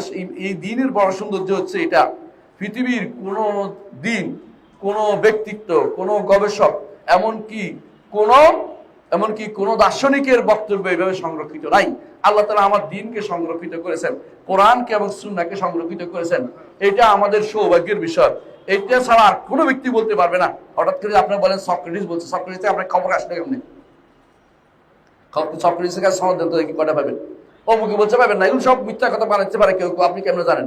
কিন্তু আমাদের দ্বীনের সৌন্দর্য হচ্ছে সনদ, আর ওদের নিকট সনদের কোনো গুরুত্ব নাই। যদি কেবল হইতে পারে একটা লোকটা শিয়া ছিল, এটাই যথেষ্ট। এই জন্য শিয়া নাম থাকলেই তারা সহযোগিতা করে তাদেরকে। এই জন্য সহযোগিতা করছে বাশারকে, সহযোগিতা করে যাচ্ছে এখন দ্রুজদেরকে। এরা সহযোগিতা করবে, আপনি কি জন্য করেন আপনি চিন্তা ভাবনা করে দেখেন। যেটা বলছিলাম, তাহলে তারা কি করে, হাদিসগুলো তারা মানে না। আপনি যারা আমার রসুলের হাদিস মানে না, একটাও মানে না, সে তাদেরকে আপনি কি কোন জায়গায় নেবেন আপনি সিদ্ধান্ত নেন। আসেন রাসূলুল্লাহ সাল্লাল্লাহু আলাইহি ওয়াসাল্লামের সাহাবীদের ব্যাপারে তাদের কি বক্তব্য। আমরা একটু আগে বলেছিলাম আপনাদেরকে যে আমাদের দ্বীন, আমরা বলি আমরা আহলুস সুন্নতি ওয়াল জামাআহ। সুন্নত তারা মানে না, রসুলের মানার কি প্রশ্ন আর? বুঝছেন কথাটা? অনেকেই আপনাকে বলবে তোমাকে মানি মানি মানি, আপনার কোনো কথা শুনবে না, তাহলে আপনার মানা কি হলো? বেহুদা কথা, মানে শুধুমাত্র এটা আবেগ তাড়িত কথা বলা। আল্লাহ তাআলা কোরআনে কারীমে যিনি বলছেন, কুল ইন কুনতুম তুহিব্বুনাল্লাহ ফাত্তাবিউনি, যদি আল্লাহকে ভালোবেসে থাকো আমার অনুসরণ করো। অনেকেই ভালোবাসার দাবি করে, অনুসরণ দিয়ে আটকে যায়। এটা বলে মেহনা, পরীক্ষা হয় এটা দিয়ে, কাকে কত রসুলকে ভালোবাসে, কে অনুসরণ করেছে, এর মাধ্যমে পরীক্ষা হয়ে যায় যে আসলে রসুলকে ভালোবাসে কিনা, নাকি তথাকথিত আশেকে রসুল। যদিও আশেকে রসুল বলা হারাম, জায়েজ নাই। এশক তো প্রেম, প্রেম হওয়া, প্রেম এশক কোনোদিন নারী ব্যতীত অন্যদিকে করা যায় না, অথবা ক্লিবলিঙ্গের দিকে হয়। আল্লাহ রসুলের জন্য প্রেমের সম্পর্ক তৈরি করা যায় না, নারী গঠিত কাজ। আল্লাহ কুল্লি হাল, যেটা বলছিলাম যে তারা সাহাবায়ে কেরামের ব্যাপারে কি আকীদা রাখে, সুন্নাহ বরবাদ করে দিয়েছে, কোরআনে কারীমের ব্যাপারে তাদের আকীদা বরবাদ। সাহাবায়ে কেরামের ব্যাপারে তারা বলে মাত্র হাতে গোনা, সর্বোচ্চ কেউ 3 জন, কেউ 4 জন, কেউ 5 জন, 10 জন পর্যন্ত তারা মানতে রাজি আছে, এরা ইমানদার। আর বাকি সমস্ত সাহাবী কাফের। যদি বিশ্বাস না করেন, একটা বই আছে, লিখছে, একটা বই আছে, এই বইটা উঠান তো, আবু মুহাম্মদ আল হুসাইনি, শিয়াদের ছিল, পরে সুন্নি হয়েছে। এই লোকে লিখছে আউজাজুল খিতাব ফি বায়ানে মাওকিফুস শিয়াতুল মিন আসহাব। সাহাবায়ে কেরাম কি ব্যাপারে তাদের বইতে কি কি জঘন্য কথা লেখা আছে, যদি এটা পড়েন আপনি পাবেন। এদের মধ্যে তারা আশারা মুবাশশারার নামে এত অপবাদ দেয়, এত মিথ্যাচার করে, যাদেরকে জান্নাতের সুসংবাদ দেওয়া হয়েছে, এদের ব্যাপারে কি অপবাদ দেয় আপনি শুনলে কানে তালা দিবেন, শুনতে পারবেন না, আপনি সহ্য করতে পারবেন না। যেখানে কেউ যদি একজন সাহাবীর ব্যাপারে কথা বলে আমাদের খুব খারাপ লাগে, সেখানে তারা সমস্ত সাহাবীকে কাফের বলে। কেন কাফের বলে? তারা কেন আবু বকর ওমরের খেলাফত মেনে নিয়েছে? বুঝছেন তো? আর কেন কাফের বলে? কারণ সাহাবায়ে কেরাম থেকে হাদিস আসছে, কোরআন আসছে ওনাদের বর্ণনায়। এখন যদি এটা মেনে নেয় তাহলে হাদিস মানতে হয়, কোরআন মানতে হয়। এই জন্য তারা আগে থেকে তাদেরকে কাফের বানিয়ে দিচ্ছে। নাউজুবিল্লাহ। কত বড় জঘন্য কাজ! অপবাদের শেষ নাই। সবচেয়ে বেশি অপবাদ দেয় আবু বকর ওমরকে। তারা বাজার থেকে দুইটা ছাগল কিনে নিয়ে আসে, এরপরে মারতে থাকে। আবু বকর ওমরকে মারতেছে, বুঝছেন তো? মানে নিজের জিজ্ঞাসা চরিতার্থ করে। এমনকি বাথরুমের মধ্যে আপনারা দেখেন, ফেসবুকে সার্চ দেন, দেখবেন পাবেন। আমার দরকার না, ওদের বাথরুমের মধ্যে আবু বকর ওমর পায়ের নিচে আবু বকর ওমর নাম লিখে রাখে। এমনকি তারা আরো যে সমস্ত বক্তব্য দেয়, আমি যদি আশ্চর্য হবেন, তারা যদি কোনো কাউকে গালি দিতে হয়, কাউকে কষ্ট দিতে আবু বকর ওমর নাম দিবে। অথচ আশ্চর্য হবেন আপনি, আমি শুধু একটা জিনিস দেখাচ্ছি। আলী রাদিয়াল্লাহু আনহু তার সন্তানদের নাম রেখেছেন আবু বকর ওমর ওসমান, তার নাতিদের নাম রেখেছেন আবু বকর ওমর ওসমান। হুসাইন রাদিয়াল্লাহু আনহুর সন্তানদের নাতিদের বা তার সন্তান নাতিদের তিনি নাম রেখেছেন আবু বকর ওমর ওসমান। তাদের মধ্যে তারা ভালোবাসা ছিল। শিয়ারাত সেটাকে বানাইছে কি, তাদেরকে শত্রু বানাই ফেলছে। এর অর্থ হচ্ছে এই বইটা পুরোটাই লেখা হয়েছে যে নবী পরিবারে যাদের নাম আবু বকর ওমর ওসমান ছিল, এই পুরো বইটা কত বড় দেখছেন তো বইটা। এর অর্থ হচ্ছে এরা ইচ্ছা করে শত্রুতা তৈরি করেছে, আর কোনো কারণ নেই। আশ্চর্য হবেন আপনি যদি সিরিস্তান ছাড়া, ইরাকের একটা পদে যেখানে 10% সুন্নি বলা হয়, কারণ ওখানে সবটা মারতে পারে নাই, সিরিস্তান এলাকা ছাড়া, সিস্তান বলে ওই এলাকা ছাড়া বাকি কোথাও আবু বকর ওমর ওসমান নামে কোনো ব্যক্তি পাবেন না। আইন করে নিষিদ্ধ করে দেওয়া আছে। আপনার নাম যদি আবু বকর ওমর ওসমান হয়, আপনি বিষয়ও পাইবেন না। এতে খুশি হয়ে যান। ওই দেশে যাওয়া আপনার জন্য কষ্টকর। হ্যাঁ, কখনো কখনো আপনার নিবে দেখানোর জন্য যে বিষয় দিছি, ওখানে যাই বলেন যে আপনার ছেলেটা না আবু বকর রাখেন, দেখবেন যে আর রাখবে না, কোন শুনবে না। এই জীবনে এই কাজ করা যাবে না। আবু বকর ওমরকে তারা এত বেশি ঘৃণা করে। আবু বকর ওমরকে ঘৃণা করার কারণে কোরআন মানে হাদিস মানে আমরা বলছি আপনাদেরকে।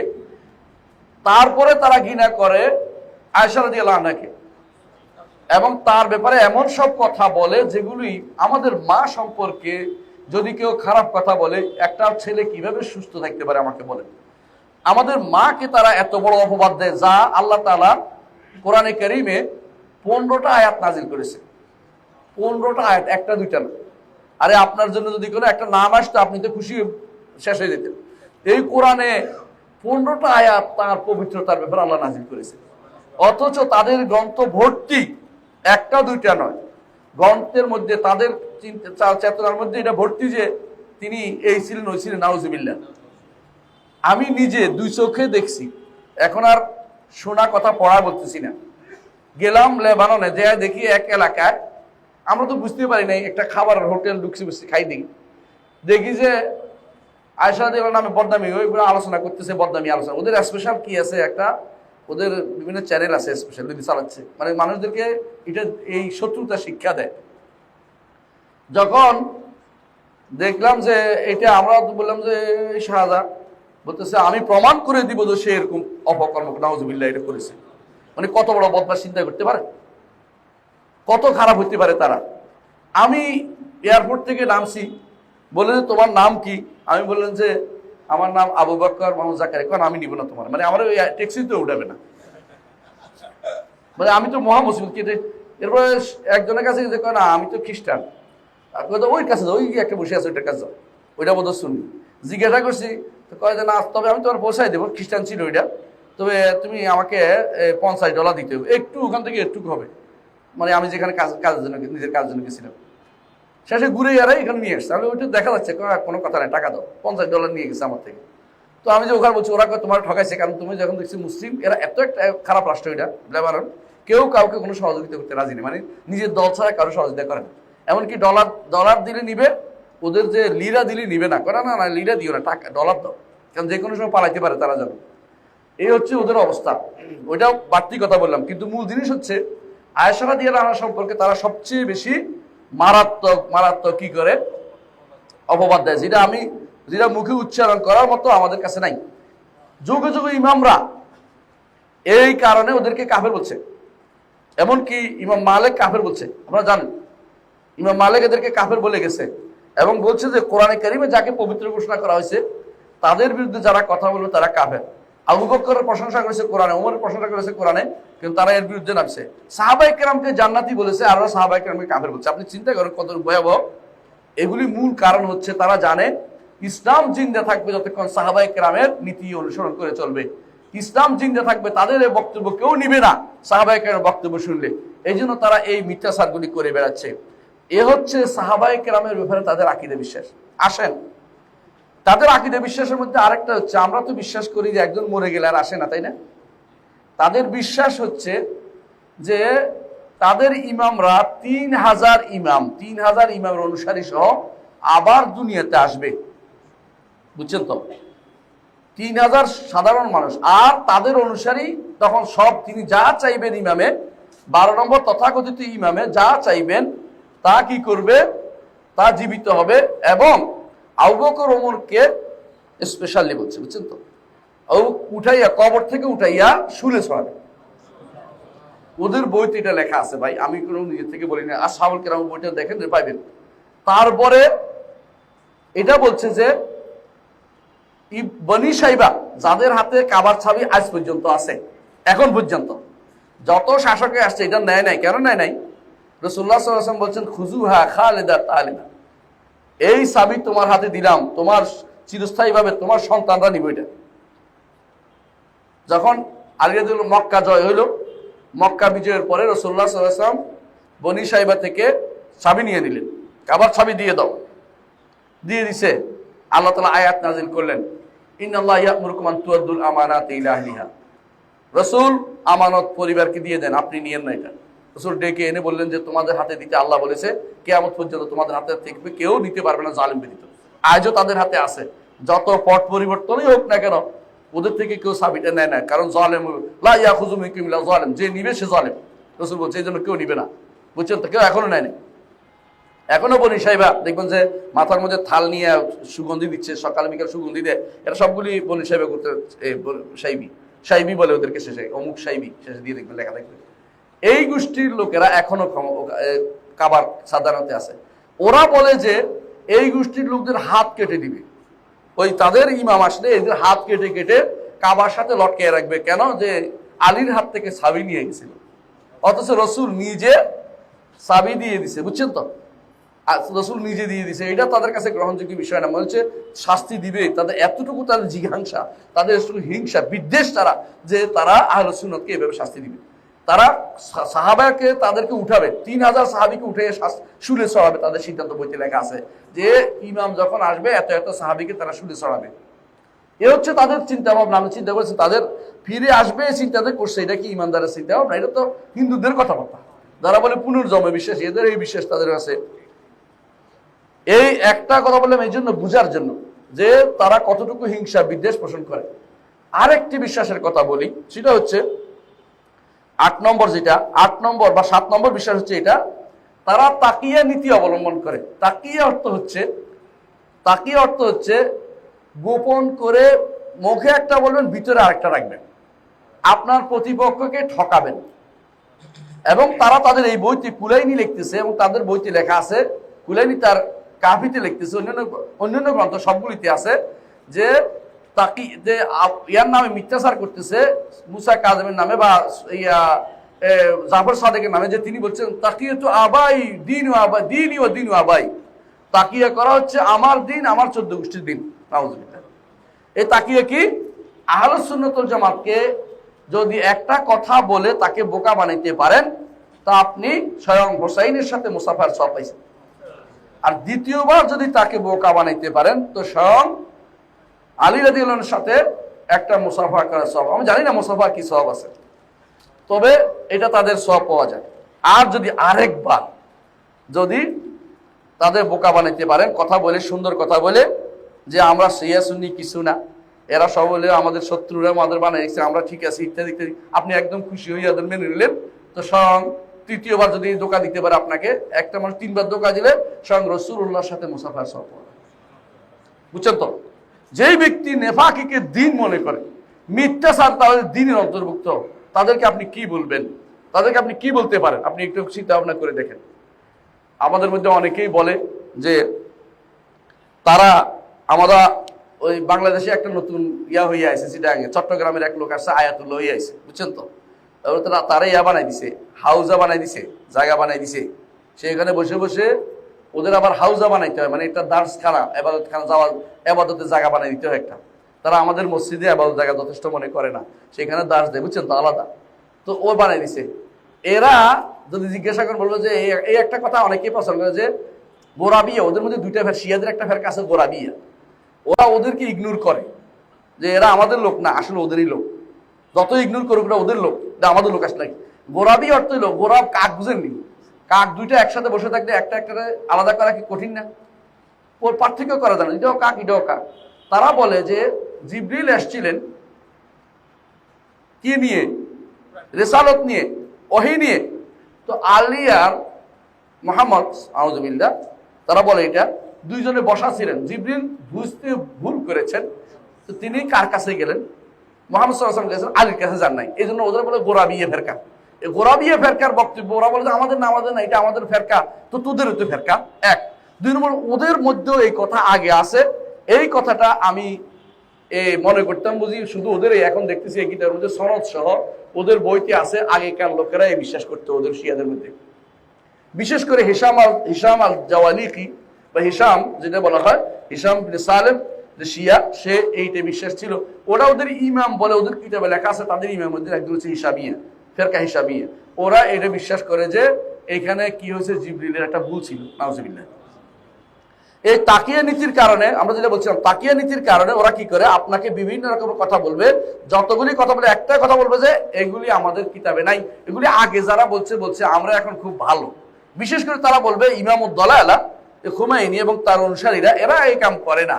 কিন্তু আপনি যদি ওখানে থাকেন, ওখানে যারা আসছে, আমাদের কোনো ভাই দুর্ভাগ্যবশত তার সন্তানকে ইরানে পড়তে পাঠায়। ওরে ভাই, আপনার তো পড়ার দরকারটা কি? দিন পড়লে যথেষ্ট, দিন অত্যন্ত সহজ। সাহাবায়ে কেরাম এত দূর দূরান্তে পড়তে যায় নাই, অর্থাৎ কাফের দেশে পড়তে যায় নাই বা পাশের দেশে পড়তে যায় না। সাহাবায়ে কেরাম রসুলের মাদ্রাসার ছাত্র। রসুলের দিন যারা শিখায়, রসুলের দিন, রসুলের হাদিস যারা শিখায়, তাদের কাছে আপনি পড়বেন। আপনি ইরান যাচ্ছেন কি জন্য? আমাদের বাসার পাশে একটা প্রতিষ্ঠান আছে, এখান থেকে 100 জন প্রতি বছর যায়। তো এই অর্থ কি কয়জন শিয়া হয়ে আসে আপনি বুঝেন? 2-4 জন যখন বুঝতে পারে যে এগুলি তো ঈমান আকীদার বিরোধী, ফেরত চলে আসে বলে যে এটা ঈমান আকীদার বিরোধী। কিন্তু অধিকাংশই তো থেকে যায় একটা কথা, মিথ্যা কথা 10 বার বলে, এটা কিন্তু শিয়াদের অন্তরে বসে যায়। মানে বুঝাতে পারছেন কথাটা? এই শিয়ারা প্রথম আপনাকে একটা নিউজ লেটার ধরাই দিবে, এরপর আপনাকে একটা পুরস্কার দিবে, এরপর আপনাকে বলবে যে আপনার এলাকায় যাবো, যাইয়া ভালো কথা বলবে, আপনাকে কোথাও নিয়ে যাবে, সাংবাদিকদের নিয়ে, সবগুলি সাংবাদিক শিয়া বানাই হচ্ছে আমার দেশে। এগুলি আপনাদের অনেকগুলো সাংবাদিক এখন শিয়া, আমার দেশ হতে শুরু করে অধিকাংশ সাংবাদিকগুলি যারা কাভারেজ দেয় বেশিরভাগ শিয়া। এদিকে ভালো করে দেখেন, দেখেন জায়গা মতো বসছে, এদেরকে খোঁজ নিয়ে দেখেন কতগুলি শিয়া ওখানে বসে রয়েছে। তারা নাম পরিচয় দিবে না, কিন্তু সব সময় শিয়াদের কথা বলবে। ইরানে কোনো কিছু হলে এখানে তারা এটার পক্ষ থেকে প্রতিরোধ করবে এবং বলবে মুজাহিদি কালকের ধরছে, ইহুদিদের ধরছে আসলে সুন্নি একটারে মারার জন্য। বদনামি করবে যে এরা দেশের শত্রু। দেশের শত্রু মানে ওরা শিয়াইজমের শত্রু হওয়ার কারণে দেশের শত্রু হয়ে গেছে। এরকম একটা দুইটা নয়, হাজার হাজার ছেলেকে তারা নিক্ষেপ করছে, মেরে গেছে। আমার বন্ধু ছিল, নাম ছিল আব্দুল গফুর বালুশি, সুন্দর লম্বা মানুষটি।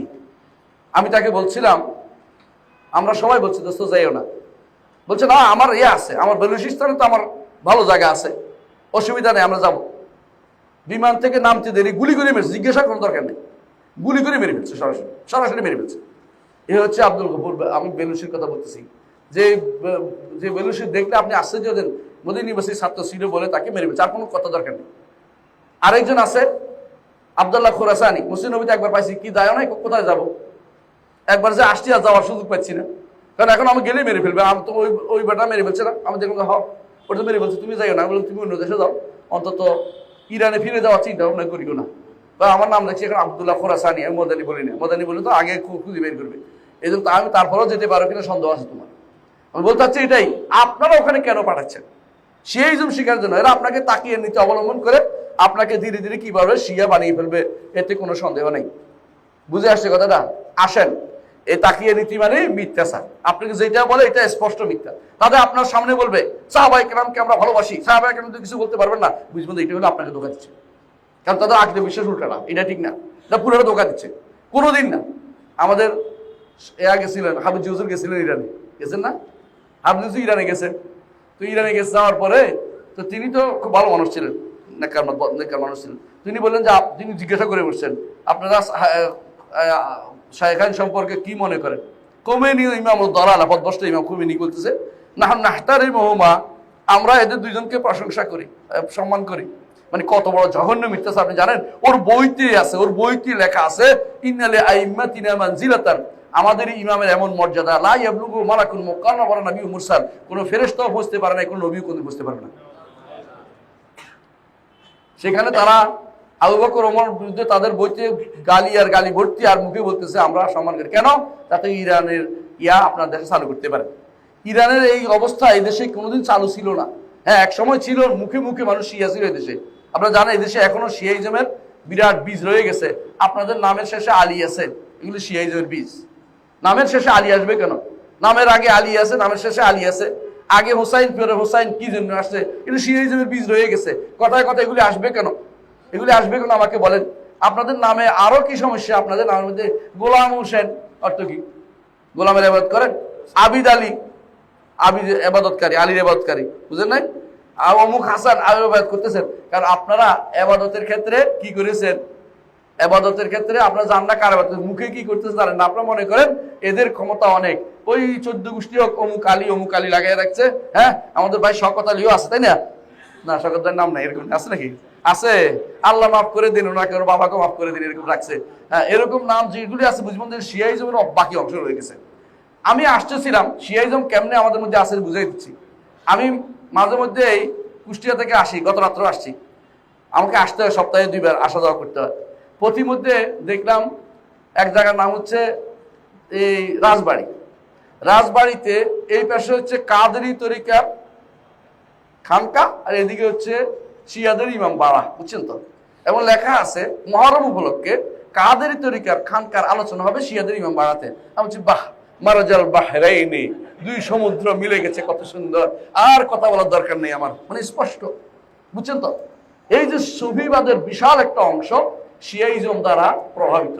এই জন্য দেখবেন যে সুফিবাদের তরিকা সবগুলি যাইয়া আলী রাদিয়াল্লাহু কাছে বসে। এদের তরিকা কেউ ওমরের কাছে যায় না। কারণ কি? হাইয়ান ওয়া মাইয়াতান, ওমর হচ্ছে সেরা। মরার পরে ওই শিয়াইজম ভয় করে, ওই মিথ্যাচারগুলি আর ওমর দিকে করতে পারে না, সব এই মিথ্যাচার ওইদিকে চলে যাচ্ছে।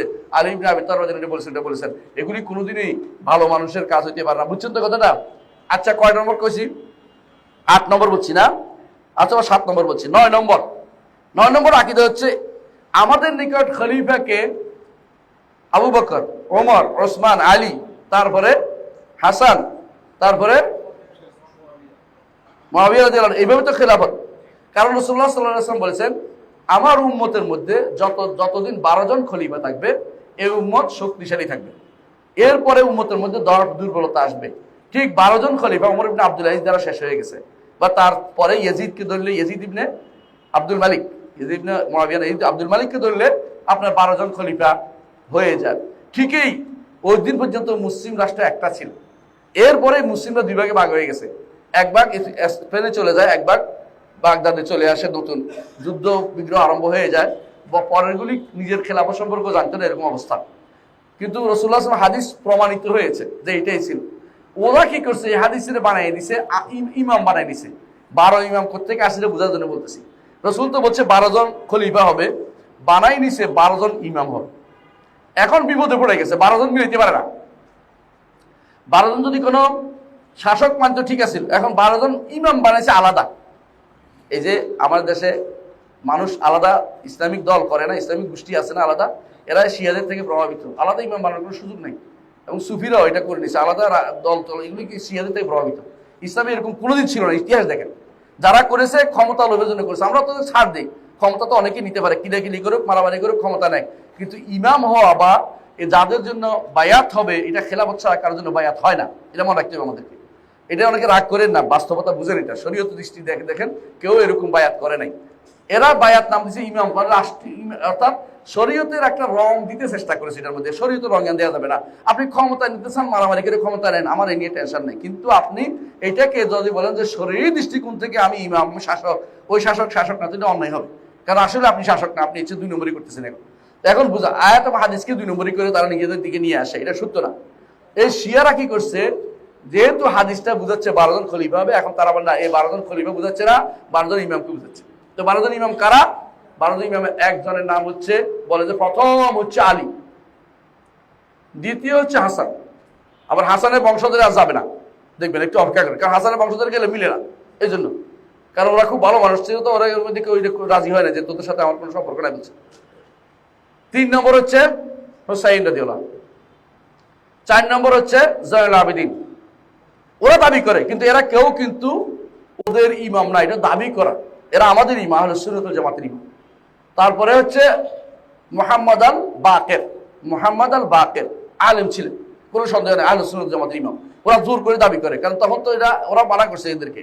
এরপর জাফর আস-সাদেক, এরপর কি জাফর আস-সাদেক, তিনি আলেম ছিলেন নিঃসন্দেহে। এরপরে যারা আসছে কেউ আলেম ছিলেন না, মোহাম্মদ আল জওয়াদ বা আলী রেদা বা এরপরে যারা আসছে এরা কেউ হাসান আসকারী এরা কেউ ইমাম ছিলেন না, বাকি 3 জন 4 জন ইমাম মানে আলেমও ছিলেন না, সাধারণ মানুষ ছিলেন। কিন্তু এরা জোর করে 12 জন মিলাইতে হইব। কিন্তু সমস্যা হচ্ছে 11 জন মিলানোর পরে হাসান আসকারী নিঃসন্তান অবস্থায় মারা গেছে, এখন 12 জন মিলে না। 12 জন যখন মিলে না, এখন বলতেছে যে তার একটা দাসী ছিল, গোপন দাসী, গোপন দাসীর ঘরে গোপন সন্তান হয়েছিল। সে রাগ করে দেখছে যে তারা কেউ সাহায্য করে না, তখন সে ইরাকের একটা জায়গা আছে সেখানে রেদবা পাহাড়ে ঢুকে গেছে, পাহাড়ের ভিতরে গর্তে ঢুকে গেছে, সেরদাব বলে এটাকে, সেরদাব মানে গর্ত, চোরা গর্তে ঢুকে গেছে। এখনো আপনি যদি ইরাকে যান, ওই চারপাশে পাহাড়ের চারপাশে দেখবেন যে কেউ মার্সিডিজ নিয়ে বসে আছে, কেউ ঘোড়া নিয়ে, কেউ বিভিন্ন বাহন নিয়ে বসে আছে, ডাকতেছে উখরুজিয়া মাওলানা, মাওলানা বেরিয়ে আসো, মাওলানা বেরিয়ে আসো। কারণ তাদের নিকট এই 12 নম্বর হচ্ছে মাহাদি। আমরা তো একটা মাহাদির অনুসরণ অপেক্ষা আছি, তাই না? আমাদের মধ্যে কেউ তো মাহাদি নিয়ে আসতেছে, প্রতি বছরে একবার নিয়ে আসে। এইটা হলো শিয়াদের থেকে প্রাপ্ত, কারণ ওরা মনে করে যে কোনো সময় বেরোতে পারে। আমাদের নিকট মাহাদি বের হওয়ার কিছু সিমটম আছে, যেগুলো এখনো অনেকগুলি বাকি আছে। এরা বসে সারাদিন বললে হবে না, মাহাদি বের হওয়ার আগে ইরাকের বেরোইব, ওই যে কি না পাথর স্বর্ণের পাহাড় বেরোবে, তারপরে যুদ্ধ হবে, অনেক কিছু কাজ বাকি আছে, এখন কিছু হয়নি, এখন অনেক বাকি। কিন্তু ওরা মনে করে যে মাহাদি বের হয়ে গেছে, মাহাদি বের হচ্ছে, ঠিক ওরা শিয়াদের থেকে শিখছে। শিয়ারা মনে করে এই 1200 বছর ধরে বসে আছে, 200 বছর পর থেকে, 1200 বছর থেকে তারা এরকম বংশানুক্রমে এখানে ঘোড়া নিয়ে, উট নিয়ে, বাহন নিয়ে, নতুন নতুন বাহন নিয়ে বসে আছে। আমারটায় আসবে, আমারটায় আসবে, আমারটায় আসবে, আমারটায় আসবে, কে কোনটায় আসবে এটা নিয়ে তারা যুদ্ধ, মানে বেশ বিশাল। আমারটা যেন আসে, আর ডাকতে থাকে, কি ডাকে? উখরুজিয়া মাওলানা, মাওলানা বেরো, মাওলানা বেরো। মাওলানা তো বেরো না, কারণ মাওলানা নাই তো বেরোবে কোথা থেকে? এই জন্য শুধু তারা যখনই লেখে, আপনি ইয়ার কিতাব, যে কোনো কিতাব দেখবেন, শিয়াদের কোনো কিতাব দেখবেন, যখনই আসে মাহাদির কথা, তখন লেখা আইন জিম। আইন জিম বুঝেননি? আইন জিম অর্থ আজ্জালাল্লাহু খুরুজাহু, আরবিতে বলে আল্লাহ তাড়াতাড়ি তারে বের করে দেন। মানে সে তো জন্ম হয়েছে, এর জন্ম হবে এটা না, তো বের হয় না কেন? আজ্জালাল্লাহু খুরুজাহু দোয়া করে। খুমেনিও তার বইতে দোয়া করতেছে আজ্জালাল্লাহু খুরুজাহু, আল্লাহ যেন তারে বের করে দিয়ে দোয়া করতেছে। তার একটা কিতাব আছে আল হুকুম আল ইসলামী, ইসলামী রাষ্ট্র, এবং আরেকটা কিতাব আছে তার আল ওয়ালায়া, এটার উপর দিয়ে সে লিখছে খেলাফত ইসলামীর মধ্যে লিখছে, শব্দের মধ্যে তার আল্লাহ যেন তারা তাড়াতাড়ি বের করে দেয়। আপনি চিন্তা করতে পারেন কত বড় জঘন্যতম বিশ্বাস নিয়ে বসে আছে, যে সে এটার ভিতরে আটকে রয়েছে, বের হচ্ছে না কেন? রাগ করে গেছে। এরপরে এটা দিয়ে শেষ হয় নাই, এটা ঢুকার রাস্তা, এটা দিয়ে সবাই ঢুকছে যুগে যুগে। একজন বলছে আমি হচ্ছি ওনার কাছে যাওয়ার বাপ, এদের থেকে বাবিয়ে ফেরকা বেরোইছে। এই বাবিয়ে ফেরকা কোথায় আছে? ইরানেও আছে, বাহরাইনেও আছে। এ বাবিয়ে ফেরকা, বাহাই ফেরকা, এরা এখন এমনকি ফিলিস্তিনেও ঢুকছে।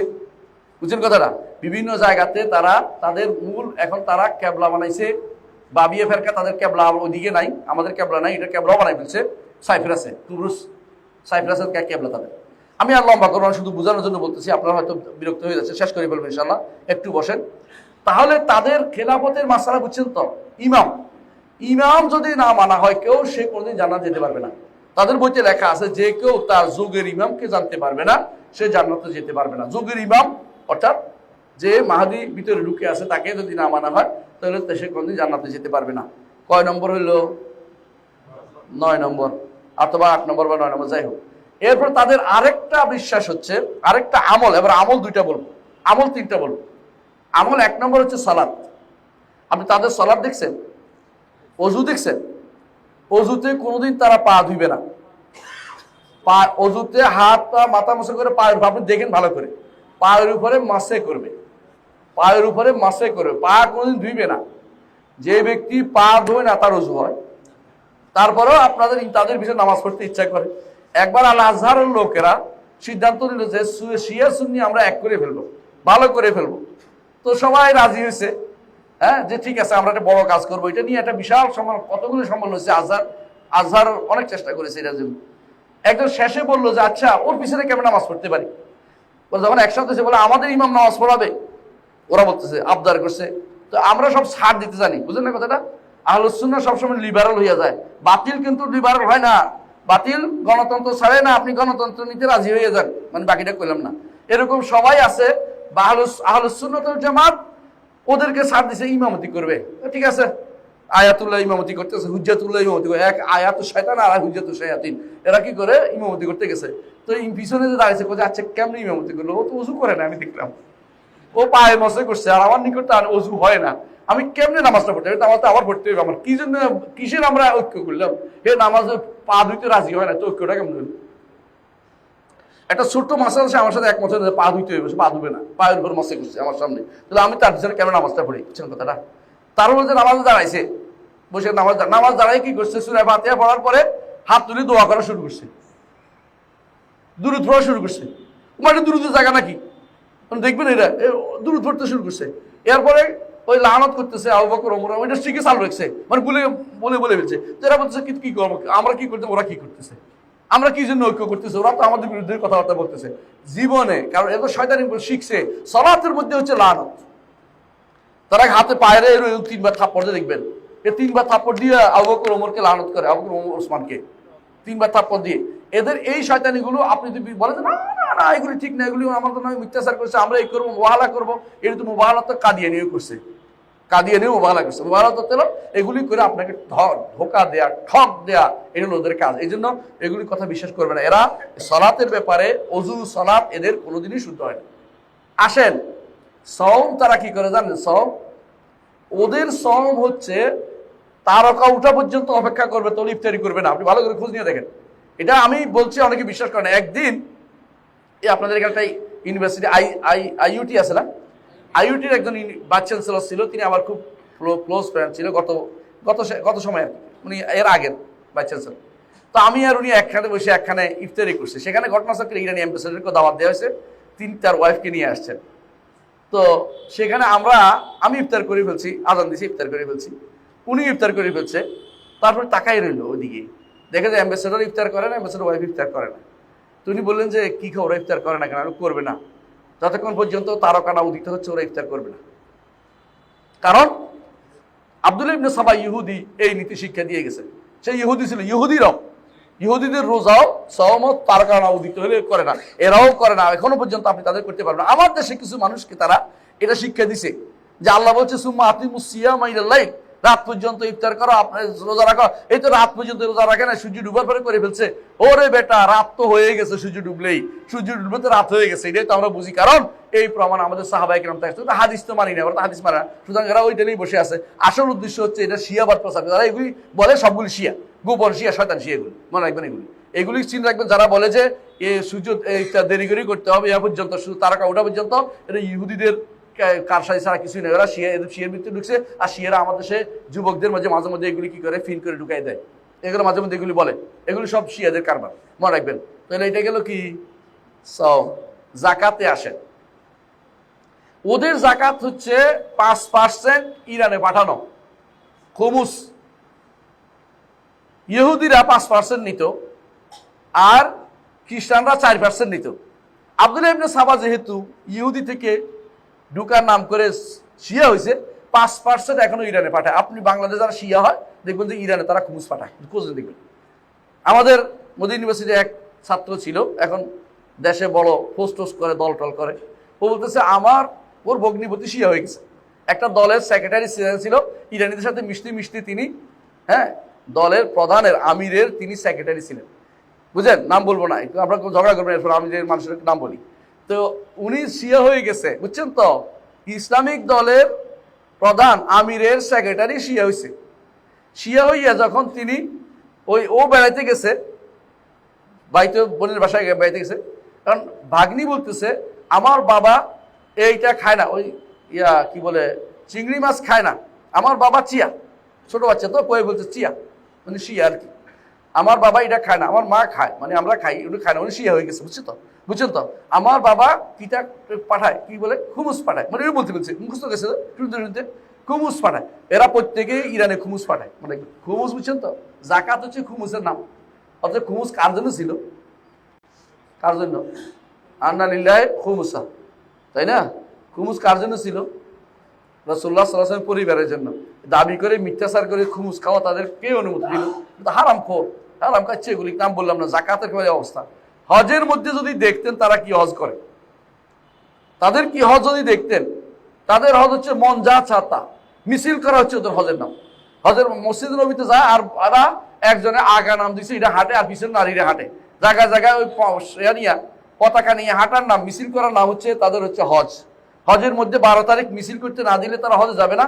সৌদি সরকারও তাদেরকে দেয় নাই, বহু বছর ধরে মিছিল করতে দেওয়া হবে না। এরপরে তারা রাজি হয়েছে মিছিল করবে না, যাবে, এখন যাইতে পারে, বুঝছেন তো, মিছিল করতে দেয় নাই কেন, এই বহু বছর তারা হজে দেয় নাই, ওরা মিছিল করে হজের নাম দিচ্ছে। আমার দেশে কারা মিছিল করে ভালো করে বুঝেন, আমরা একটা নাম দিয়ে বলতে চাচ্ছি না। মিছিল ইসলামের কোনো অংশ কোনোদিনই ছিল না। যে ব্যক্তি এটা বলবে মিথ্যা কথা বলছে। তারা কি আমার দেশে কেউ কেউ কি বলে মিছিল করছে, উমর রাদিয়াল্লাহু আনহু আর হামজা দুইজনে মিছিল করতে করতে হারামে যাইয়া নামাজ পড়াইছে, এত বড় এরকম বর্ণনা সবগুলি হচ্ছে অশুদ্ধ বর্ণনা, এগুলি দিয়ে তারা দলিল দিতেছে। তারা শুদ্ধ অশুদ্ধের খবর রাখে না, কারণ দলিল দিতে হলে শুদ্ধ হইতে হয়, বুঝলেন কথা, অশুদ্ধ দলিল দেওয়া যায় না, বুঝে আসছে। এই 2 কাতারে মিছিল করতে গেছে, এটা মিথ্যা কথা। 2 কাতারে গেছে, এটুকু অশুদ্ধ বর্ণনা আসছে, মিছিল করার কথা অশুদ্ধ আসে নাই, এটা মিথ্যা কথা বলছে। মিছিল ইসলামে কোনদিন ছিল না। মিছিল সর্বপ্রথম চালু করছে কারা জানেন? ওসমান ইবনে আফফান রাদিয়াল্লাহু আনহুর বিরুদ্ধে যারা বের হয়েছে তারা প্রথম মিছিল চালু করছে। ওদেরকে বলা হয় বাগি। বাগিরা প্রথম মিছিল, ইসলামের ইতিহাসে প্রথম মিছিল হচ্ছে বাগিরা করছে। বাগিরা যে বলছে প্রতিশোধ করতে করতে চলে আসছে কোথায়, ওসমান রাদিয়াল্লাহু আনহুর বাড়ি ঘেরাও করছে। এটা এই মিছিলের সংস্কৃতি ইসলামে কোনোদিনই ছিল না। আমার বড় দায়িত্ব হচ্ছে ইমান পরিশুদ্ধ করা, আমার মানুষকে নিয়ে টেনশন করা। আমি শাসক নিয়ে যত টেনশন করবো তত বিপদ পড়বে, এই বিপদ থেকে বেরোতে পারবেন না। একজন গেলে আরেকজন এতে ভালো আসবে আশা করা যায়, ভালো আপনি তৈরি করেন না, সে আসবে যে, যাকে আপনি পাঠাবেন সে ভালো কিনা আগে দেখেন না। কত মানুষ ভালো আছে, এখন কত পার্সেন্ট ভালো আছে, কয়জন মানুষ আকীদা বিশুদ্ধ আছে, আল্লাহ সম্পর্কে আকীদা শুদ্ধ হয়েছে কিনা। এদেশের মানুষ এখনো মনে করে, বেশিরভাগ মানুষ আল্লাহ সর্বত্র বিরাজমান। এটা শিয়াদেরও আকীদা। এই আকীদা যদি কোনো তারা বিশ্বাস করে আল্লাহ সর্বত্র বিরাজমান, তাহলে ঈমান কি আছে? এইটাই শুদ্ধ করতে পারি না, আমি আর বড় শুদ্ধ করবো কি করে? মিছিল মিটিংগুলি আমাদের কোনো দরকারি কাজ নয় মোটেই। যে এগুলি করতেছে এগুলি শিয়াদের থেকে শিখা, বিভিন্ন প্রতিবিপ্লবী থেকে শিখা, বিভিন্ন দেশের ওই বলশেবিকদের থেকে শিখা, মাওসুদ্দিন থেকে শিখা, এগুলি ইসলামিক কোনো নীতি হইতে পারে না কোনোদিনই। আমাদের বড় কাজ হচ্ছে লেগে যান 10টা বছর শুধুমাত্র তাওহীদ শিক্ষা দিবেন, আকীদা শিক্ষা দিবেন। এরপরে যারাই ক্ষমতা যাবে তাওহীদের লোকে যাবে, তারপর বাইরের লোক আসবে না। যারাই সংসদে যাবে কারা যাবে? তাওহীদের লোক যাবে। সচিব যারা হবে কারা হবে? তাওহীদের লোক হবে। আপনারা পুলিশ গেলে তাওহীদের লোক হবে, সেনাবাহিনী তাওহীদের লোক হবে। আপনি এখন ওগুলি করবেন না, আপনি উপর থেকে যাইয়া পানি ঢালবেন, গাছের গোড়া দিয়ে কাটা আছে, আপনার এই গাছে কোনোদিন গাছ ফল দিবে না ভাই, এটা বোঝা উচিত আমাদের। এই তর্ক করলে শেষ নাই, এটা আমি সবচেয়ে খারাপে থাকতে চাই, দরকার নেই, আলহামদুলিল্লাহ আপনার বুঝে নিলে হইল। এরপরে কত নম্বর কথা বলেছি? 9 নম্বর না 11 নম্বর আছে? 10 নম্বর। 10 নম্বর এটা আমলি বুঝছেন তো কি? তাদের জিহাদ, ওদের নিকট ইমাম বের হওয়ার আগ পর্যন্ত কোনো জিহাদ নাই, তো কি আছে? প্রতিরোধ আছে, কথা বুঝেন, এবং আহলে সুন্নাহকে দমন করা আছে, কিন্তু কাফেরদের বিরুদ্ধে কোনো জিহাদ নাই। তো যে বলেন যে ইহুদিদের বিরুদ্ধে করলো, ইহুদিদের যেহেতু আক্রমণ করছে এরপর প্রতিরোধ করছে, অগ্রিম জিহাদ করে না, কথা বুঝতে চেষ্টা করেন। আর তাদের নিকট চোরাগুপ্তা হামলা বৈধ, এই জন্য চোরাগুপ্তা হামলাগুলি তারা করে। এই জন্য তাদের নিকট জিহাদের যে সংজ্ঞা, এটা তাদের বই থেকে আছে স্পষ্ট, যতক্ষণ পর্যন্ত ইমাম না হবে ততক্ষণ জিহাদ হইতে পারে না। ইমাম না আসলে কোনো জিহাদ নেই। তো এখন কি করতে হবে? এখন সুন্নিদেরকে মারতে হবে, কারণ এরাই হচ্ছে প্রকৃত কাফের, আসল কাফের, মূল কাফের হচ্ছে এরা বেশি ভয়াবহ তাদের নিকট। তাকফির করে, আমাদেরকে কাফের বলে, আমাদের দেখা অর্থ তার একটা গাধা দেখে, ওদের বইতে লেখা আছে এরা হচ্ছে গাধার চেয়েও খারাপ, নাউজুবিল্লাহ। এদের আরেকটা কাজ যেটা বেবিচার, তার নাম দিছে মোতা। এর নাম দিছে কি? মোতা। এই মোতা, এটা 13 নম্বর মনে হয়, 13টা হলে যথেষ্ট, আর বলবো না। এই 13 নম্বর হচ্ছে এদের এটা, যে মোতা। মোতা কি? কন্ট্রাক্ট বিয়ে। কিছুক্ষণ বিয়ে করবে, কিছুক্ষণের জন্য বিয়ে করবে। এর অর্থ কি বুঝছেন তো? বেবিচার। এটা প্রস্টিটিউশন, আর কিচ্ছু না। দেশকে তারা ভরাই দিছে এটা দিয়ে। এইটা যদি কোনো বৈধ হয় তো দুনিয়া তার বিয়ে শাদী দরকার লাগবে না। ইরানি এক যুবকে ভালোই ঠেঙ্গাইছে এক ওদের ইমামের হাউজাতে আসিল, তো বলছে, ইমাম আপনি তো বলেন মোতার কথা, মোতার সব, এটা সব, একবার করলে এই সব, দুইবার করলে এই সব, তিনবার করলে এই সব। আমি একজন যুবক মানুষ, আমি বিয়ে করতে পারছি না, আপনার মেয়েটাকে দিবেন কিনা মোতা করার জন্য? এবারে বেটার আগুন লেগে গেছে। না, এটা তো আমাদের মধ্যে যারা সওয়াব নিচু যারা তারা করে, আমরা যারা বড় পরিবার এটা হয় না। মানে এবার তাড়াতাড়ি করে এবার অস্বীকার করে গেছে, বুঝছেন তো? মানে মোতা শুধুমাত্র সাধারণ মানুষ আলো করছে, নিজেরা শয়তানি করবে, কিন্তু সাধারণ মানুষের জন্য না। এটা হলো ওদের শয়তানি, আর কিছুই না। মোতা এটাই হচ্ছে বেবিচার। এই বেবিচারকে তারা দিন মনে করে। বেবিচার করলে, এইটা মোতা করলে তাদের এই সব ওই সব তাদের মধ্যে এটা উল্লেখিত আছে। এটা কোনোভাবে খারাপ মনে করে না তারা। আপনি মনে করছে খারাপ মনে করছে না, খারাপ মনে করে না। বরং হাবিজ হুজুররা যখন গেছিল জিজ্ঞাসা করছে মোতা লাগবে কিনা, আস্তে করে জিজ্ঞাসা করছে, বলছে না না, এগুলি আমাদের নাই, ছেড়ে দিয়েছে। বুঝছেন তো কথাটা? এমনকি আমাদের দেশে একজন আলেম জীবিত আছে, উনি নাকি একজন গিয়েছিলেন, একজন মারা গেছেন, আল্লাহ জান্নাত নসিব করুন, ওনারা নিয়ে গেছেন, দেখেন আপনি কিন্তু সাবধান, আগে বলে দিয়েছে, উনি ভালো আলেম যিনি দেশে আছে, বলে সাবধান, আপনি কিন্তু প্রভাবিত হয়ে যাবেন না। তিনি মারা গেছেন, আল্লাহ জান্নাত নসিব করুন, ভালো, উনিও ভালো ছিলেন, কিন্তু প্রভাবিত হয় না। কিন্তু ওরা কেলে মোতা, এদের কাছে কোনো ব্যাপারই নাই, এটা হলো স্বাভাবিক জিনিস, স্বাভাবিক জিনিস। এই মোতাটা স্বাভাবিক জিনিস যদি হয়, তাহলে মানুষগুলি কি হয়েছে আপনি বুঝছেন? কিছুই না তাদের কাছে। তো আমি যেটা বলতে চাচ্ছি, ইরানিদের বিশ্বাস এতক্ষণ ধরে বলছি, কিন্তু খেয়ানতগুলি বলি নাই। খেয়ানত একটা খুতবা আছে আমার, ইরানিরা যোগে যোগে কি কি খেয়ানত করেছে, এর উপরে খেয়ানত বুঝেন। ইরানিদের কারণে খেলাফত নষ্ট হয়েছে বাগদাদের। হালাকু খানের ওজির, একসাথে 2 ওজির ছিল। এক ওজির হলো হালাকু খানের, কে, যার নাম ওরা নাসিরউদ্দিন তুসি বলে। নাসিরউদ্দিন না, ইবনে তাইমিয়া বলতে নাসিরুল কুফর ওয়া শিরক, দ্বীনের সাহায্যকারী না, কুফর ও শিরকের সাহায্যকারী। সে খলিফাতুল মুসলিমিনের কাছে আসছে, বলছে আমাকে দায়িত্ব দেন, আমি দেখবেন যে হোলাকুর তাড়া দিব। আবারও হোলাকুরকে যাই বলছে আমাকে দায়িত্ব দেন, আমি এদের সব ধ্বংস করে দিব। একসাথে 2 ওজির 2 দায়িত্ব নিছে। 2 দায়িত্ব নিয়া সে কি হচ্ছে, খলিফাতুল মুসলিমিনরা বলছে আপনি যদি কোনো সরাসরি যান, উনি আপনার সামনে কিন্তু সেজদা পড়ে যাবেন, আপনাকে খুব প্রশংসা করে, আপনি গেলেই তিনি খুশি হয়ে আপনার কাছে সবকিছু আর বাগদাদ ধ্বংস করবেন, চলে যাবেন তিনি। তো খলিফা মনে করছে যে যাক, একটা সুযোগ যদি আমি যাই, যদি মেনে নেয় তো আমি যাই। খলিফা কিছু, আপনি এমনি গেলে তো মাইরে ফেলবে, আপনি বস্তার ভিতরে ঢুকেন, আমি আপনার কাঁধে করে নিয়ে যাব। বস্তার ভিতরে ঢুকছে আর মুখটা বন্ধ করে দিছে, মুখটা বন্ধ করে নিয়ে চলে গেছে খোলাকুপ, এবং সে 2 জনের পিছিয়ে পিছিয়ে পা দিয়ে তার মারছে, খলিফাতুল মুসলিমকে মারছে। ইতিহাস বুঝেন কত কঠিন জিনিস। এক জায়গায় 2 জায়গায় ইতিহাসের একটা শুধু উল্লেখ করলাম, এর উপরে একটা লম্বা খুতবা আছে, তারা কি কি খেয়ানত করেছে এটা ভালো করে জানা দরকার। এরা হচ্ছে ইরানি শিয়া, এরা হচ্ছে রাফিদি শিয়া, এরা হচ্ছে উম্মতে মুসলিমার জন্য ক্যান্সার স্বরূপ। এরা উম্মতে মুসলিমাকে 2টা ভাগ করে দিয়েছে। যদি শুদ্ধ হইতে হয়, কোনটা শুদ্ধ হইতে আমাকে বলেন। আপনি কি সাহাবায়ে কেরাম ছাড়বেন, না কোরআন ছাড়বেন, না হাদিস ছাড়বেন? আপনি কোন জায়গায় ছাড় দিতে পারবেন? আপনি তো কোথাও ছাড়তে পারেন, এটা আমার আকীদা বিশ্বাস রে ভাই, এটা আমার আমল, এটা বিশুদ্ধ, এটা আমি ছাড় দেওয়ার জায়গা নাই। ওরা তো বাতিল আছে, ওরা কেন ছাড়ে না? ওরা শুধু আমাদেরকে ডাকে ছাড় দিতে, ওরা ছাড়ে না। আমাদের বন্ধুরা ছাড় দিতে রাজি হয়ে, ছাড় দিতে রাজি হলে কি নিচ্ছে রে ভাই? কুফুরি নিচ্ছে। এই জন্য দয়া করে আপনাদেরকে অনুরোধ জানাবো, শিরিক এবং কুফুরের এই যে মিল্লাত চালু আছে, এদের বিরুদ্ধে সজাগ থাকুন, মানুষদেরকে সাবধান করুন, নিজের সন্তানকে সাবধান করুন। এরা এদেশে যে মোস্তফা ইউনিভার্সিটি করেছে, ওখানে কোনো সন্তান ভর্তি করবেন না। ওরা সেখানে বৃত্তি দেবে, খুশি হইয়া টাকা নিয়ে ঈমান হারা হয়ে যাবেন। কি জন্য? তো ইহুদি নাসারাদের মতোই তো তাদের কাজ। এই ইহুদি নাসারা হওয়া আর শিয়া হওয়ার মধ্যে কোনো পার্থক্য আমরা দেখি না।